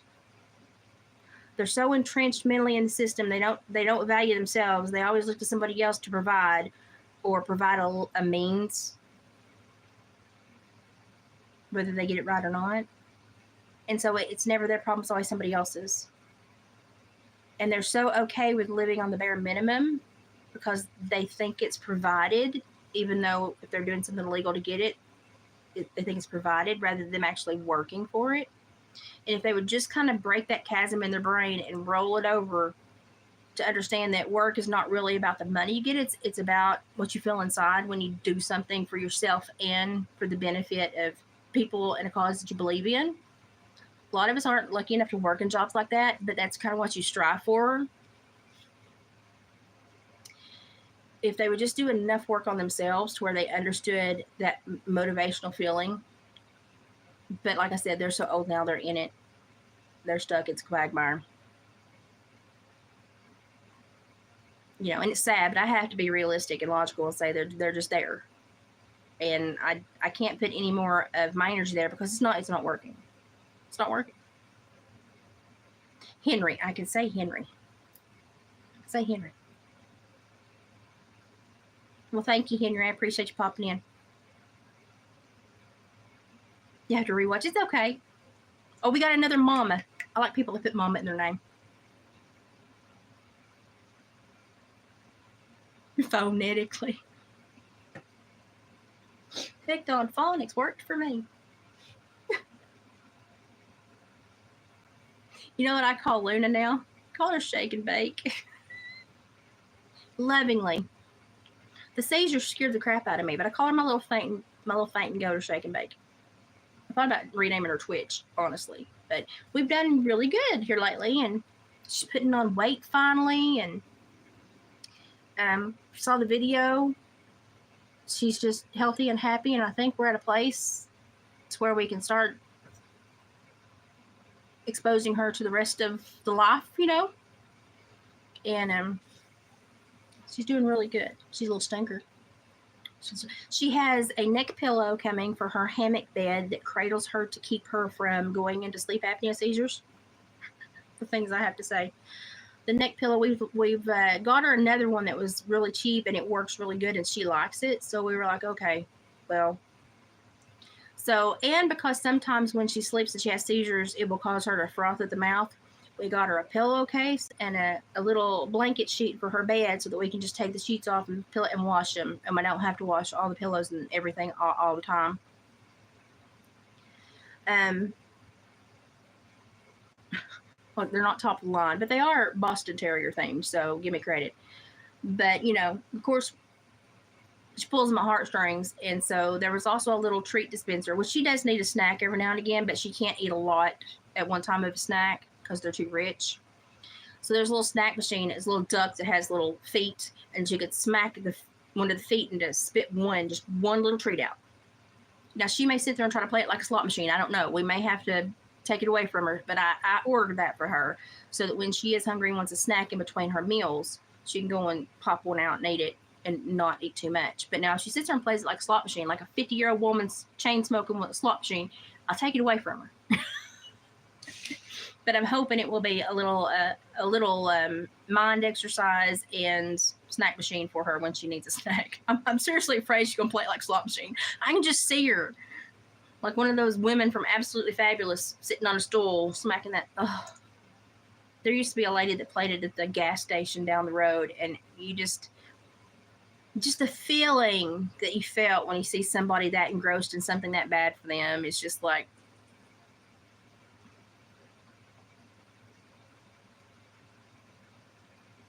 I do have the talking button. She's not super interested in them now. She's just now gotten to where the commands, she'll go and actually touch the door. We've been working on just touching. She's actually got to where sometimes she'll touch the door. When I ask her if she needs to go TT poo-poo, she'll tap the door. She'll walk to the door and stare at it, and then so I try to reward her when she touches it. When we get her to tapping more, then I'll start implementing buttons. And I'm hoping that this little toy will actually start the tapping better to get her to actually tapping. She is very touchy with her paws otherwise. For some reason, she doesn't acknowledge this kind of cueing, so we're just trying to teach her to tap and do things. She's doing a lot better. If you see I use a lot of the same repetitive phrasings and the same, I'm emoting with the same inflection, and I repeat the same words, and she's picking up on them really good.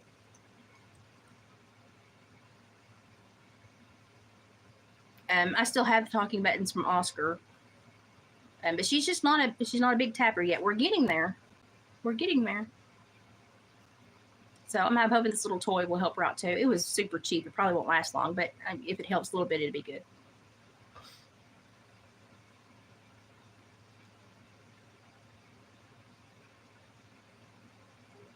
Oh, well, Chelsea, I got my faith in that I will not.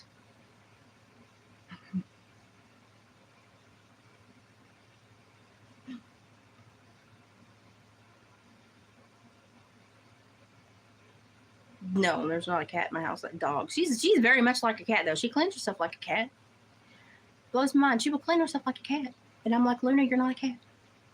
Stop acting like a cat. You're not a cat.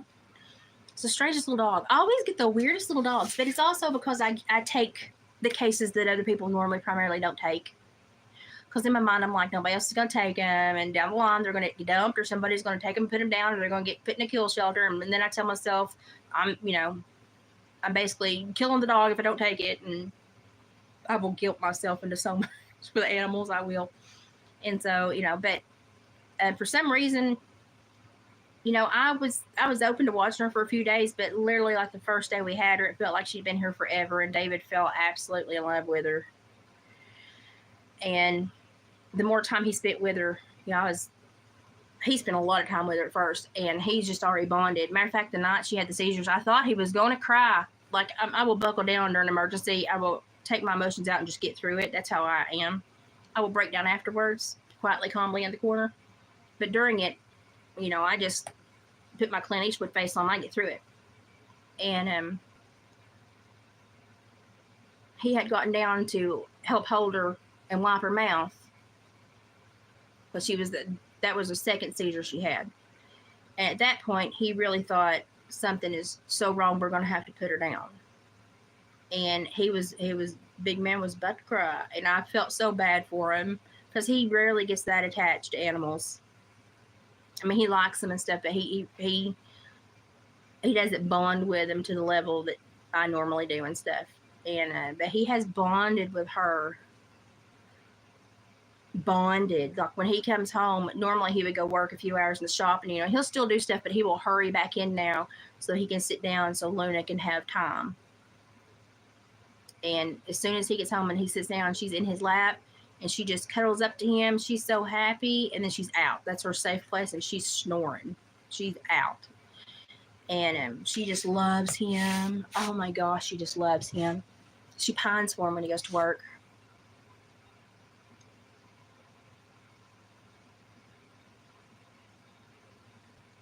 I'm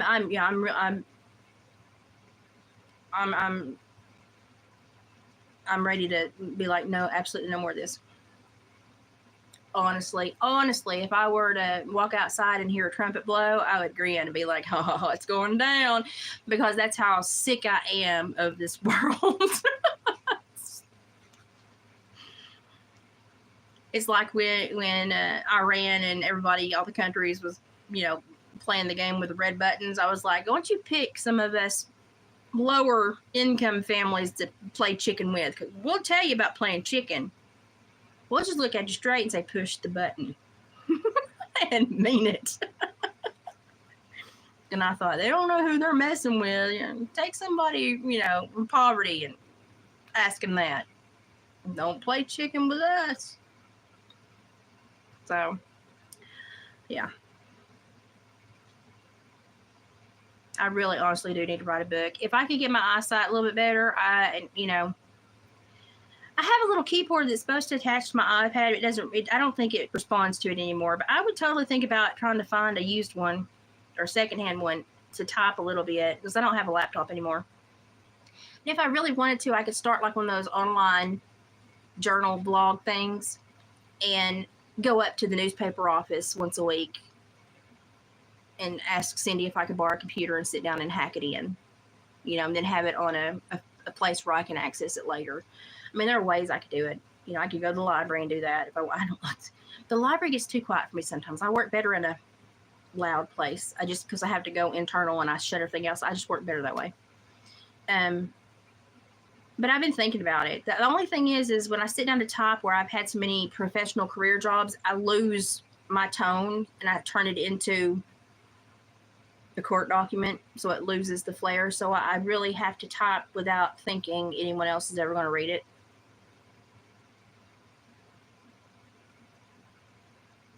Because if I think someone else is going to read it, then I'll edit as much. I take me out of it, which is not good. I really would love to just do dictation and have somebody else type it, because I'm not going to transcribe it myself. I've done that too much in my life. No, thank you. I even have a pedal, but I'm not going to do it. I know how many words I can cram into a minute. I'm not going to do it, because then I know I have to type those words, and I know how long it would take. I know how fast I talk. So I'm not going to do it. So, but if I could get my typing down to where I stop editing myself and putting it in a different format when I, because I totally go into mock professional voice, then I would do it. Oh, but I was saying, somebody bought one of those possums. Somebody from Massachusetts bought one of my possums, one of my hanging possums that David put on there and was like, these are primarily made for my wife's subscribers that enjoy her He's like, you can, go here and watch us. He's like, but, he's like, I do some stuff, but, she's on there a lot more because that's her entertainment. It is my entertainment. And, I'm disabled and I don't get out much. You're welcome. And somebody from Massachusetts bought one of my possums. And I was like, bless your heart. Bless your heart. David, he bought oh, here it is. Let me show you. This is what one of the things he got in that last barter. He also got that blanket. It's over there and it's too big for me to pack over here. He's supposed to take artsy fartsy pictures with it when he's off Monday. We'll see if he does. Let me show you. This is one of the neatest things he got. Let me show you. Oh my gosh.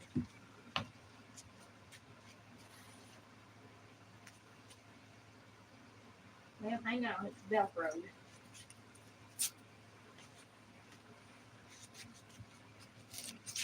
Sorry, I bumped the camera. Also, I made a little tiny mushroom pull string pocketbook.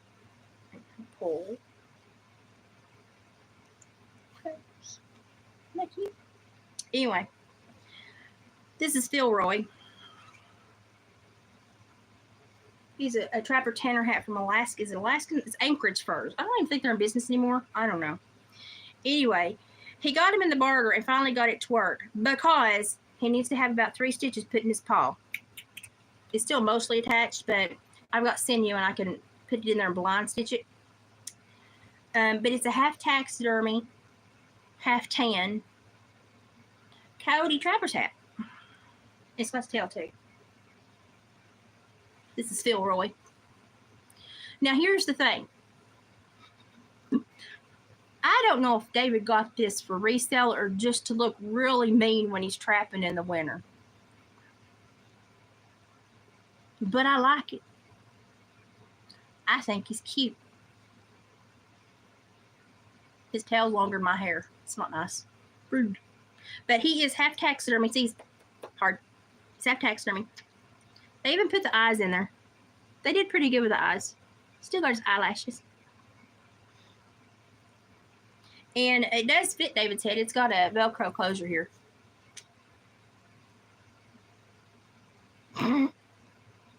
Just made my cheeks look so big. But I don't know. I don't know if he got it to resell or he just got it to look really hateful when he's trapping in the winter. I don't know. But I like him. I don't even think it's really been worn. It doesn't look like it's ever been worn. Oh gosh, I couldn't. You had to put those in before you put the hide over, because once you got to put the clay and stuff to build that up. Put your eye in, and then you come back and put the skin over, and then you seal out you pinch and tack the tear ducts, and then you do a little wax work out here to seal them in. Lord, that would take so much time. But ain't he cute? He's so pretty, he needed to have 2 words in one. But he's like, this is kind of what they put in a rug. A head insert they put in a rug just without the teeth. And then the tanned hat with the feet. Well, this is the good foot. So I got to do like 3 stitches in this. This is all that's wrong with this hat. I don't think it's ever been worn. And this could have just been like a factory defect or something. Because it doesn't really look torn as much as it looks like it just was a bad spot in the tan skin. And sometimes when you do the feet and stuff, there'll be bad spots that the chemicals don't do quite right. And you just kind of have to know how to deal with it. So I've got some sinew. I'm going to go in there and do a blind stitch on the inside and pull it back together. Isn't it cute though? Like, I don't know if he's like going to resell this or not. So you have to look and see if it shows up in the shop. I know he's supposed to take artsy fartsy pictures of the blanket tomorrow. That's what he told me he's going to do on his day off. I've almost got that raccoon clutch done. Honestly, it's hard for me to sit down and sew it because Luna wants to eat it. It's really hard for me to sit down and sew it. Well, he's warm because Luna wants to eat it. So it's been really hard for me to finish because when I have time to work on it, I'm here with her. But I don't know what else he's going to be putting on. I've just been putting my crochet in boxes because he's got 2 festivals in August. and 2 or 3 in the end of September in a row. I don't know if I'm going to go with him or not. See how my health is, see how I feel. Contact lens. Get him little Harry Potter glasses and put a lightning strike over one of his. That made me think. Let me see if I can find my glass.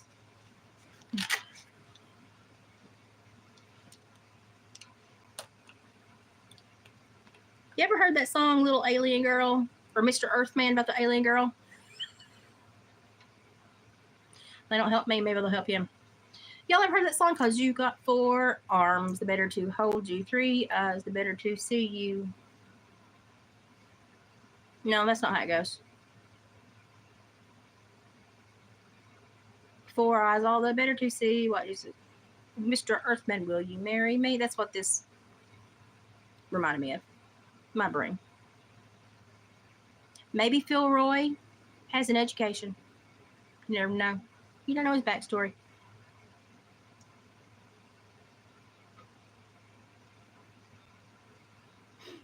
They kind of sued him. They look better on him than they do on me. They probably do more too. That's it, Margaret. Oh my gosh, Margaret. That's it. Nobody else has ever known that song, Margaret. Oh my gosh. My mother had a little thing of little tiny records, and I used to play through all of them. And that was one of my favorite songs. I used to make little microphones out of pencils and tinfoil so my baby dolls could sing while the record played. I literally was not even in school, but I remember that. They would put on shows. Oh, Jill, sorry, did I scare you? Look, he can see. Somebody said I should give him contact lenses, and I thought I should give him glasses. I can see David wearing this in somewhere, and they'll be like he could go into the store up there. He's been looking at a thermal scope he's going to save money up for, he says. He'll talk about things for 5 years before he gets it. He'll be like, well, let me see the brochure on that. I would totally wear this in there and be like, let me read it. Hang on. Put this on. Be like, hang on. Oh, yeah, the fine print. Yeah. Well, you could do a 36 layaway, probably. Yeah. I bet you the guys would crap their pants laughing at me. Nobody else thinks about these things. Steampunk goggles. That would be funny. I think this is really pretty, though. This is Phil Roy. I've named him. I think he's very pretty. So I don't know if he's going to show up for selling on our David store because he hasn't really told me his intent with him. I just know I have to sew his little paw right here where it's loose. And then he'll end up where he's supposed to end up. But David doesn't keep a lot of things. But I could see him hanging onto this to wear during trapping season to freak people out. With his big beard. I haven't even seen him put it on yet. We'll see. If I can make him put it on and get a picture, I may try to make him do that. But this is really nice. Like, this is like a $300 hat. And he's beautiful. He's beautiful. It's like a $300 hat. So. And actually, if I would have been given an option, between the links and this, I probably would have chosen this too. So I'm not really that upset that he didn't get the links. I think he is, but I'm not. I think this is something better than the links. Will appeal to more people. But then again, let's see if he sells it. But it's beautiful.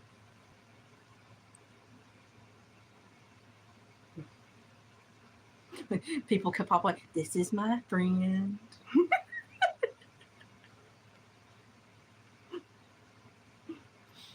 People come to my channel, I freak them out. But anyway, I thought he was like, a really good part of the bargain. It's pretty. Hey, listen, the funniest thing that I've ever done is I had my brother text me, and I went to college.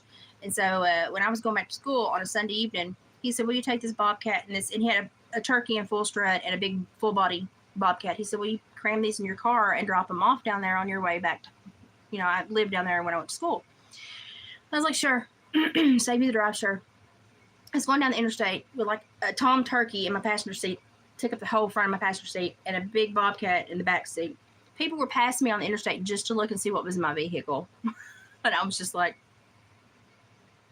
but they would speed up and go around me just to see what was in my vehicle. And I was like, oh my gosh. And they would, they'd be like, and I was like, oh my gosh, I just needed to put a sign that says, I'm delivering taxidermy. So, but that was like the day that I felt like, because you're on the interstate, everybody, once people would laugh and swerve and honk, and other people wanted to see what was going on. I was just like, we're going to wreck because y'all people are being idiots. But they all wanted to see what I had in my vehicle. It was a tom turkey in full strut with a freeze-dried head and a bob cap. But I do like Phil Roy. I think he's pretty. God, I don't teach your plate. No, I don't. But that would be hilarious. Oh, the hillbilly redneck teeth would be hilarious too. That would be funnier than crap.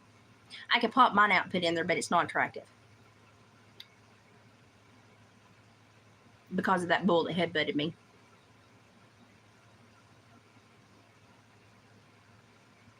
I think he's pretty though. I think he's going to be even if David keeps him, I think he was a good part of the bargain. I think he's cute.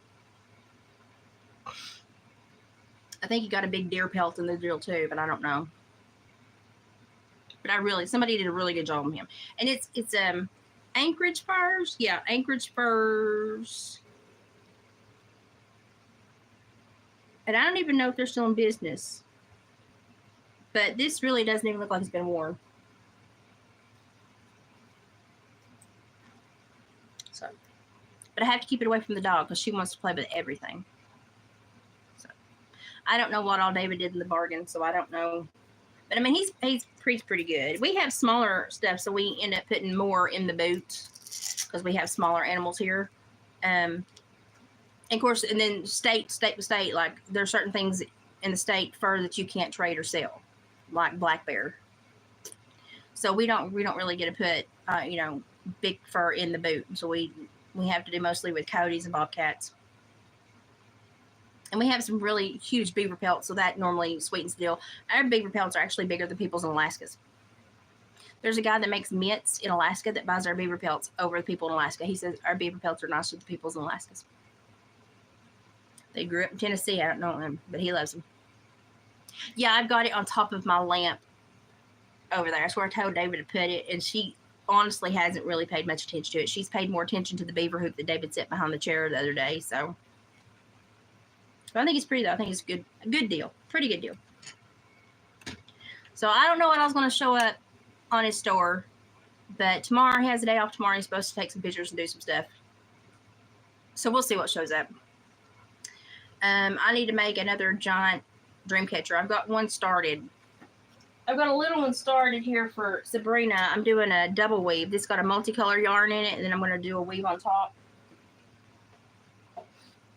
And I've got to do a big one for sale for David for those festivals. Then I made me a little jackalope. I've always wanted a jackalope. I need to put his nose on. I made me a jackalope. It's a little taxidermy jackalope. I have a bear pattern and a moose pattern too. I don't really like the antlers, but I was too lazy to kind of figure out my own. But I'll tolerate them. I think this is cute though. Let you know. Oh, about Phil Roy or the deer pelt. He's supposed to get I think he said it was like almost 60 inches by like 60 by 40 something, which for a deer pelt is like it's a big, like upper Midwest deer pelt. That's a big one. Oh, Phil Roy. Okay, I'll let David know. I need to get a minute to take a picture at least, though, because with his big beard, this would be hilarious. So, but this is like a really awesome hat. And it's gorgeous. Like, it's done gorgeous. So, but yeah, they get these headsets to put on rugs. So he's actually got 2 layers of hides back here. And this is sewed on. And this is the headset that you would normally put in a rug. They just took the mouth out and it's on the hat. So, I mean, would you want to wear this in like pouring down rain? No, but I can see David on a sunny day putting this on to go freak people out. I would do it.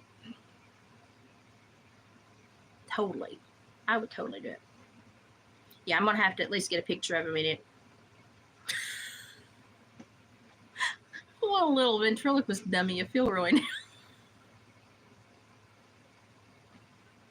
Oh, and the other thing I'm making, hang on, Philroy, is, oh, good grief, I've got yarn going everywhere. I got these little tiny ones like the big one my raccoon's going to be on. And then I made this little, it's going to be a mushroom. Put little lumpy bubbies on it, but I'm going to put little specks through it too. And then I'm going to put this in here. When it folds up, it will look like a little mushroom. And then I got the stem down here. I just got to stuff it and put it on. I even made the stem kind of funky shaped. I'm going to stuff it. And this is going to be a coin purse. So I have done something since I've been here. Sick. Man, I was so sick. And my brother and his wife and my aunt have been in. And my brother's son, his son, and the new wife and the baby.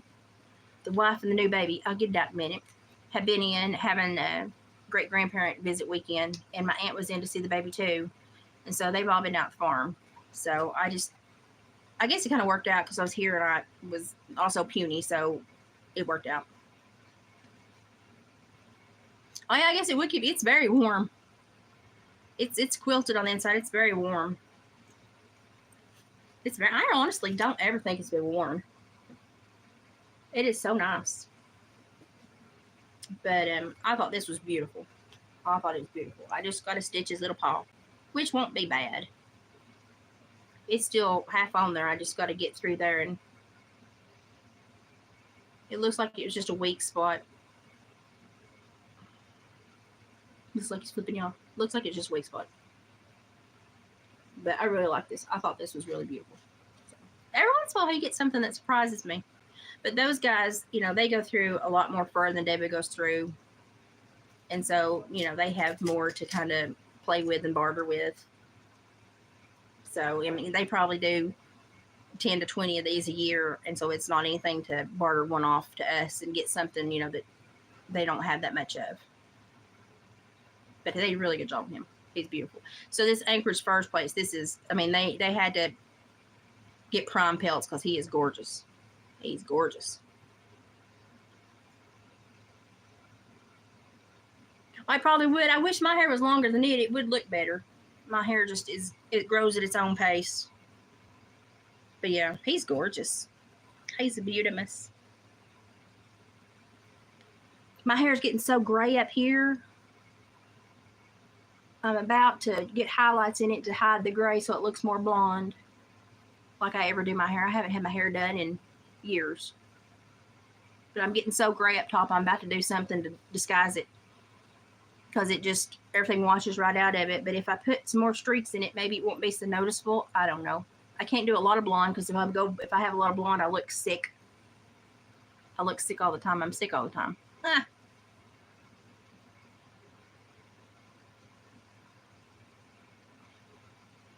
We've already started. We made one little baby hat last year, and we've got to make one more for the twins. I sent them their crochet goats the other day, and they got them in the mail, and my daughter opened them up and opened the box when they were on the way to the pediatrician. She checked them out and opened it up. And my little granddaughter had to take her goat with her to the appointment, and the pediatrician was like, wow, that is so cute. Tell your mom she did good work on that. And so the little girl took the goat with her everywhere. The little boy, still, he's got a spatula that he plays with on the back porch. I don't know what he thinks it is, but he's attached to the spatula. It's hilarious. So he decided to still pack his spatula. But now the snuggle slugs I sent have been hits. So, but he does like his goat, but it didn't win. It didn't win against the spatula the other day. So I've got to make sure that I crochet something that wins against the spatula. So I'm like on a hunt. I'm thinking about doing those crochet books that's got the activities in them and the food for their kitchen set. But the dragon that I've been working on, I have finally decided I know where it's going to go. So I'm going to wait till I get it done, and then I'll tell you. Because I'm going to make my mind up when I fully get it done, but I think I know where it's going.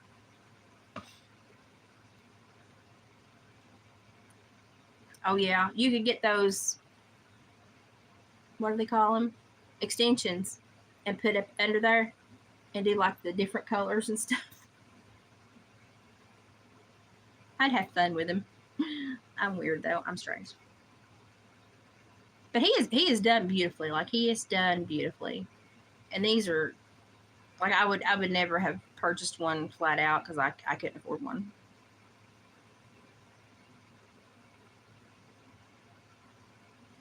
But then again, I've seen so much taxidermy and full body mounts and everything that I don't like. The taxidermy I have in my house is mostly like stuff that we've harvested or had a special. There was a special hunt or a special meaning. The only thing in here that's not we didn't harvest ourselves was the black bear, and it was because Matt, my brother, had it in his taxidermy shop, and the guy that had hunted it defaulted on the loan, and so at that point, because I was an employee basically, I was like, well, I'll just pay what he owes and I'll take it. So since I was an employee of the taxidermy, you know, I just have the paperwork to show that I paid for the defaulted loan, you know, but like he couldn't have sold it to anybody else. Oh, I like to make people wonder what I'm up to. Keeps people on their toes. But well, I just wanted to pop on. I wanted to talk about the kids. I wanted to work a little bit on this possum, which I got a lot of it done. I've just got to do the head. The head. I do like the fuzzy yarn, the coral fleece yarn, tail and toes. I do like it more than I thought I would. I like the pink that I've been using too, but I like the fuzzy toes. I think they're cute. So I'm going to put a head on him. I'm going to use the fuzzy yarn for the nose too. Put a head on him. And then I'm going to put him in the box. I don't know, with David having all these festivals coming up, I don't know what he's going to choose to sell and what he's going to choose to take with him. So if you see something I've made you want, you need to put it in the comments somewhere so I can tell him to put it on Etsy. I've got a headache. I've got these two colors, and I'm going to make like a golden Bigfoot. And these are for his face and his fingers and toes. And then the next few possums, I wanted to make this really bright pink on them. And I've got a different gray coming to make them a different color scheme. And what else? I think that's it. I've got this puzzle yarn because I have a crayfish pattern, but it's actually like a big crayfish. So I had to get a big skein. But like he's not top of the thing. And then I made this little knotted, it's just a little, it's like a rag doll kind of. And I just made this little knotted leg lovey rag doll ballerina mouse. I've not got her ears on yet. She's just a little rag doll to be squeezed and packed around. I got to put her ears on and her eyes. I'm embroidering her face, so I got to put her ears and eyes on. So you have to make really long legs and then knot them. The skirt is what takes, that's like 3 layers of double and half double crochets for her skirt.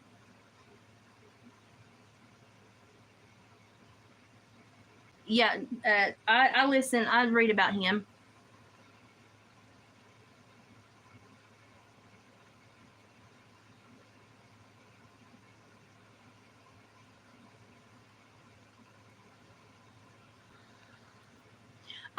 I think I've picked up, you know, because I just done a couple, you know, granny squares along the way when I was little. Chained a bunch, done a few little things. I really never seriously, but I think I've taken to it quite nicely, and I enjoy it. And so I don't think it'd be anything I stop doing because I really enjoy crochet, which is so funny because I'm tatted up and I look big and bulky and mean, and then I'm like, so it doesn't seem like anything I would ever do. My mom's even like, you really took to that. I'm surprised you really took. And I'm like, I know, it surprised the heck out of me too. Half the time I'm cutting up on a dead thing to make something. Now I'm just sitting here. It is kind of funny though. I laugh at it. I think it's funny. Because it was funny that day that they were having that altercation over there, those boys. And I was just sitting here crocheting for my grandbabies, trying to be nice. And they start having a cuss fight. I thought they was going to like hurt, like kill each other. I really thought somebody's going to pull a gun and shoot somebody. They were having a all out. They was fixing to kill each other. And nobody was trying to stop them or nothing. I was getting sick of it. I reached a point where I was sick of it. And I just opened the door. I put my crochet down off the door, opened the door, stood out and went, oi, oi, shut up. and had a spit for spat and sent that one boy flying when he figured out who it was. And then I came back down, sat down my crochet, and David was like, that was so strange to watch. I was like, I've got a lot of channels within me. So, but that bothered me. I was like, I'm just trying to crochet for my grandbabies. Can't do it because crackheads. And didn't realize about how funny it was until after the moment, because I was really irritated at the moment. So, oh Lord, I'm a strange person. But I take crochet with me everywhere now. And the girl at my doctor's office, she sees me. She's like the nurse that sees me when I go in for my monthly blood work and EKG and stuff. I always see her. And she just found out a couple months ago she's pregnant. And so I've decided, and we just did our second month me seeing her. And so I've decided I'm going to make her something for the baby every month. So the first month I made her a little possum lovey. And last month I made her a cow pacifier thing where the baby can hold on to the cow and the pacifier velcros to it. And I haven't quite decided what I'm making her this month. It's between a few things, but I think I've got with the ballerina mouse, I've got just a long-legged fox ragdoll pattern. I'm thinking about just making her a fox ragdoll. And then by then we should get into where she knows what she's having and I can make stuff that's been a little bit more specified for the baby. Jill, I appreciate you being here.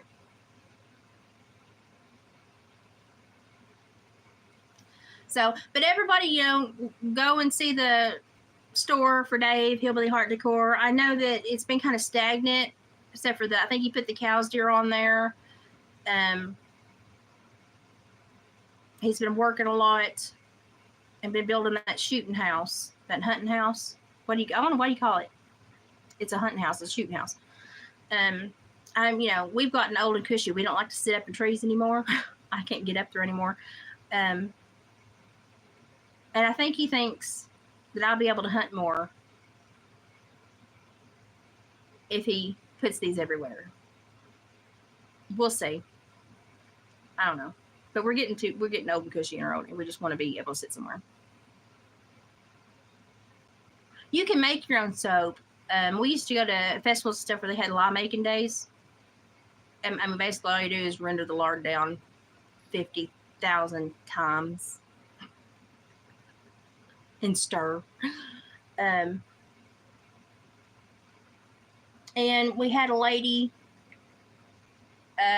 year before last that all the bear fat, we had to get it approved with TWRA, but all the bear fat we got approved to give to her so that she can make a whole run of bear fat soap, because she only makes goat milk soap. I've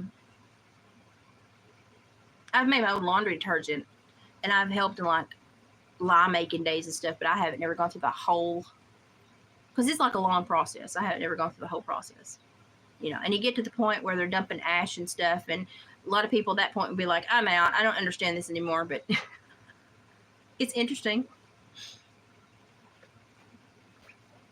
And people come to David all the time that make soap because they need stuff. So I guess, I don't know, we know a lot about everything just because of what he does and what this, the skills that we have.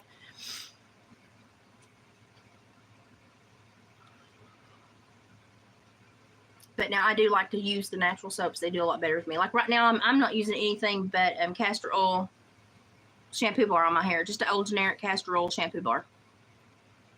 And if y'all have seen my hair the last few months, it's doing much better. Because it was having a rough time after my thyroid. So I've just been using a castor oil shampoo. Just a generic castor oil shampoo bar. You have to render down the lard. You have to have,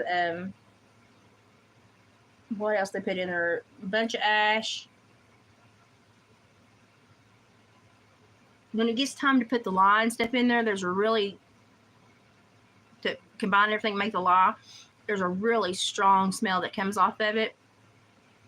And I don't do well with that with my migraines and stuff. But it's just a long process at a very hot time of the year that's not enjoyable. But literally, like, they'll have big vats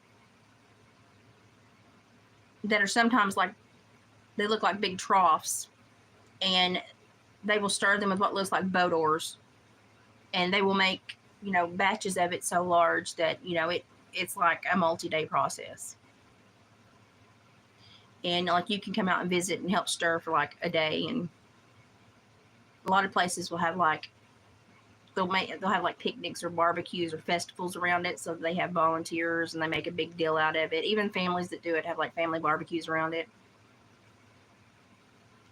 I'm not that invested in the soap making, but I come from an area where everybody makes soap, so I just, and half the time when we give fat to somebody to make soap, they'll give us soap back. So I've never had to make it for myself. I mean, I've helped out, but I've never gone through the whole process or had to make it for me.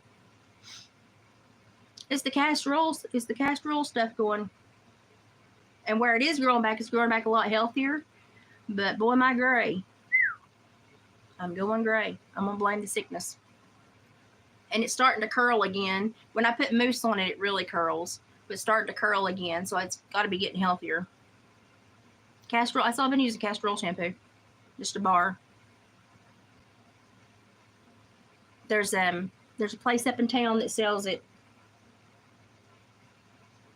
I bought stuff off of them before they had a physical place, and then they bought a little place and put their store over here instead of Crossville. Soulscape. That took a minute. Soulscape. I don't know if they're still online, but it's SOUL, Soulscape, SCAPE.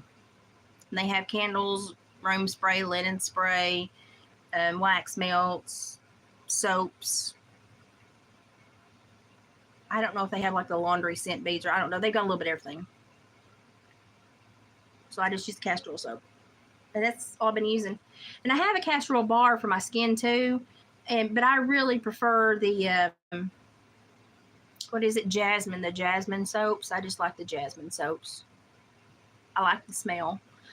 So I've been using the jasmine soap. But I use those soap bags that cause them to exfoliate and lather really good. They're just like cheesecloth bags, but they're a little bit harder than cheesecloth. They're like scrubby bags. I use those. Because I will drop my soap. I wouldn't make it in prison. And they help me hang on to it, but they also make them lather a lot better and last longer too.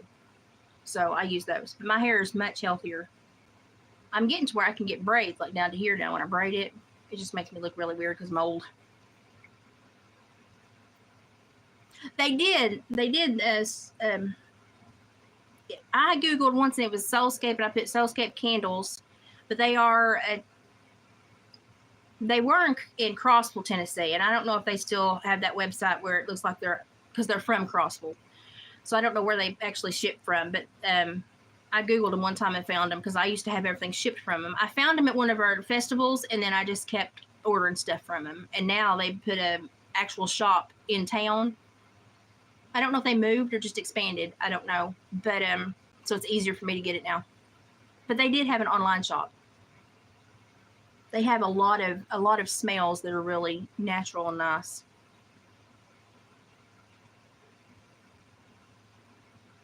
Castor oil, the stuff that comes out of beavers' butthole glands. I mean, that's where castor comes from. They also put it in lipstick, so but yeah, I used castor oil. I also took castor oil when I was pregnant with my son because he was bound and determined he wasn't exiting. It didn't help, but I subjected myself to 2 big heaping teaspoons. It was, ugh. I took it. It didn't help. I still had to get induced because he's been late to everything the rest of his life, so we should have known that. He wasn't going to come out. I was ready to put a mailbox on my head and be like, I'm just going to be pregnant forever. He's staying. Yeah, that's where castor comes from, is the beaver's castor glands, and they put it in everything. Well, they put bat guano, saltpeter in lipstick too. That's bat poop, bat guano, saltpeter. Women, we get conned into putting everything on our faces.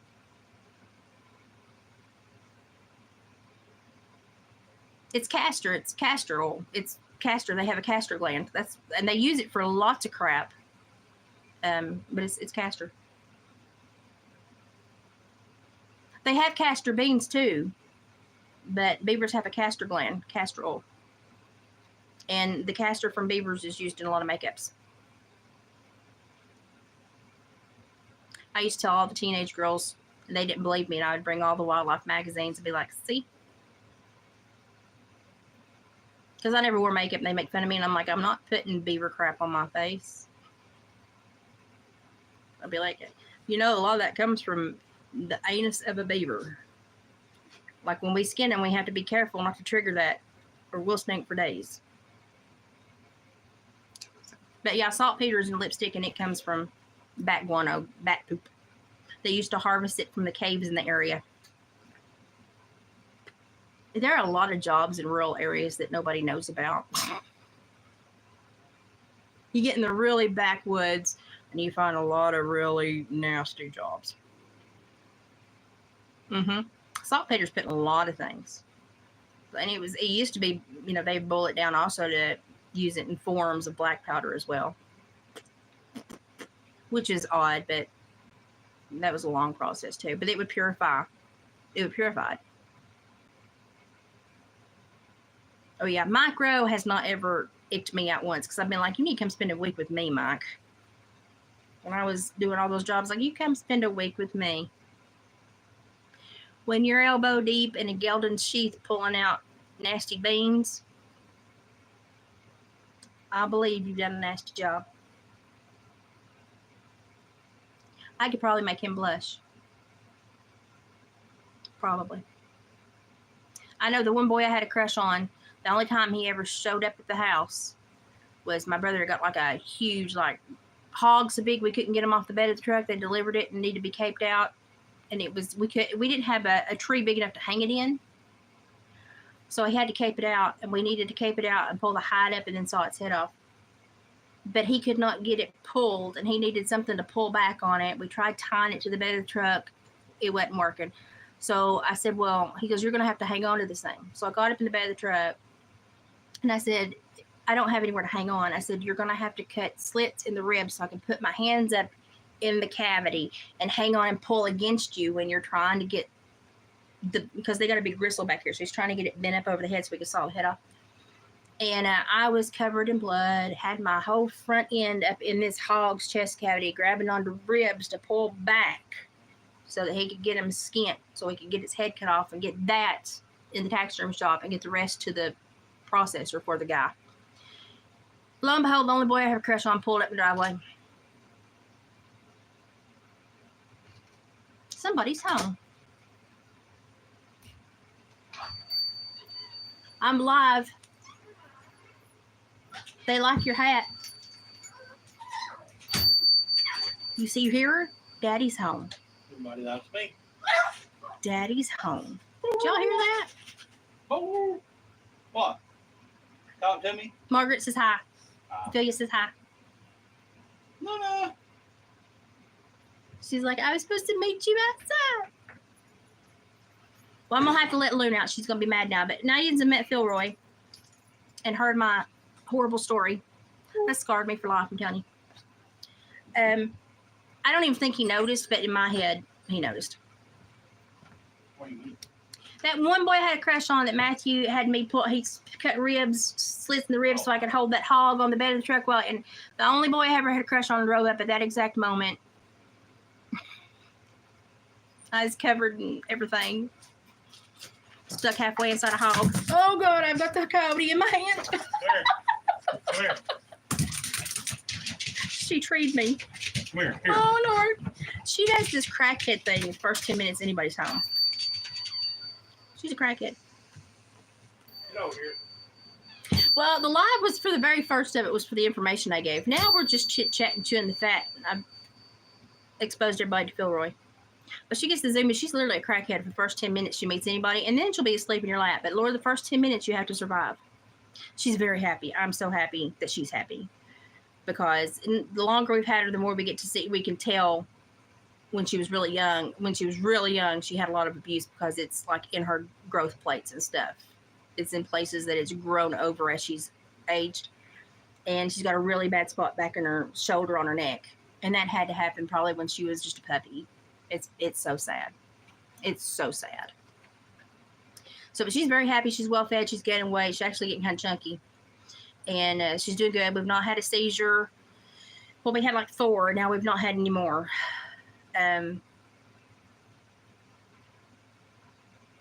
So we just watch her and try to do everything we can to deter the seizures. So she's doing really good right now. So I'm going to take her down to the farm with me. But I'll let David know about the interest in Philroy. And I'll get that fixed. But he's gorgeous. I'm going to put him back up before she notices him too much. Then I'm going to get dinner made. And I'm going to put this up before Luna notices it. But if you caught in on the last of it, sorry, we just chew the fat around here after I get through with the information. But go back to the front. Start looking at your states. If you have time to go to a family court, go to a family court date. Go to a misdemeanor court date. If you have these placement facilities in your area, start asking questions. I mean, certain stuff will be protected, but you can still get certain information. And just see if your state's seeing what Tennessee is seeing, to the point where they're investigating it and finding these financial beneficiaries that shouldn't be benefiting. I mean, they shouldn't be benefiting from these children. And when they're tracing it, they're saying the scheme that they're playing. And it's a pay-for-play scheme, and we shouldn't be using these kids in this way. So go back, see if you can see it in your area, start to monitor for that, and pay attention to the world. It's a sick place, as I say with a coyote on my shoulder. It's a sick place, and these places that are using these kids like this and are now trying to use a population of children they think no one else will notice, we notice. They're still children. So I just want these politicians to know it. And I believe you. I believe it is filled with it. And I think a lot of people willingly keep their eyes shut. So I just want everybody to open their eyes and just get curious. Curiosity solves almost everything, because it leads to knowledge. Knowledge is hardly ever a bad thing, because even if you find out bad things, you find out how to handle them. So be curious. So, okay, me and Philroy are going to leave before Luna gets back up, because he doesn't want to die. I don't want to get shredded by the dog. So I'm going to put him back up. Thanks for chewing the fat with me, crocheting, learn a little bit of something, and then just shooting the breeze. Appreciate you. And should be back at the farm Tuesday. I'm going to have Luna with me. I don't know where I'm going to be the rest. I don't know. It just depends on my health, but I'll probably be down there for a little bit. And yeah, we'll see what happens after that. I'll try to give you his update, and we'll do it all over video, see how he's doing. My little 19, almost 20-year-old blind geriatric diabetic chihuahua that my mama loves. Well, he's not mine, he's mom's, but I mean, I'm his babysitter.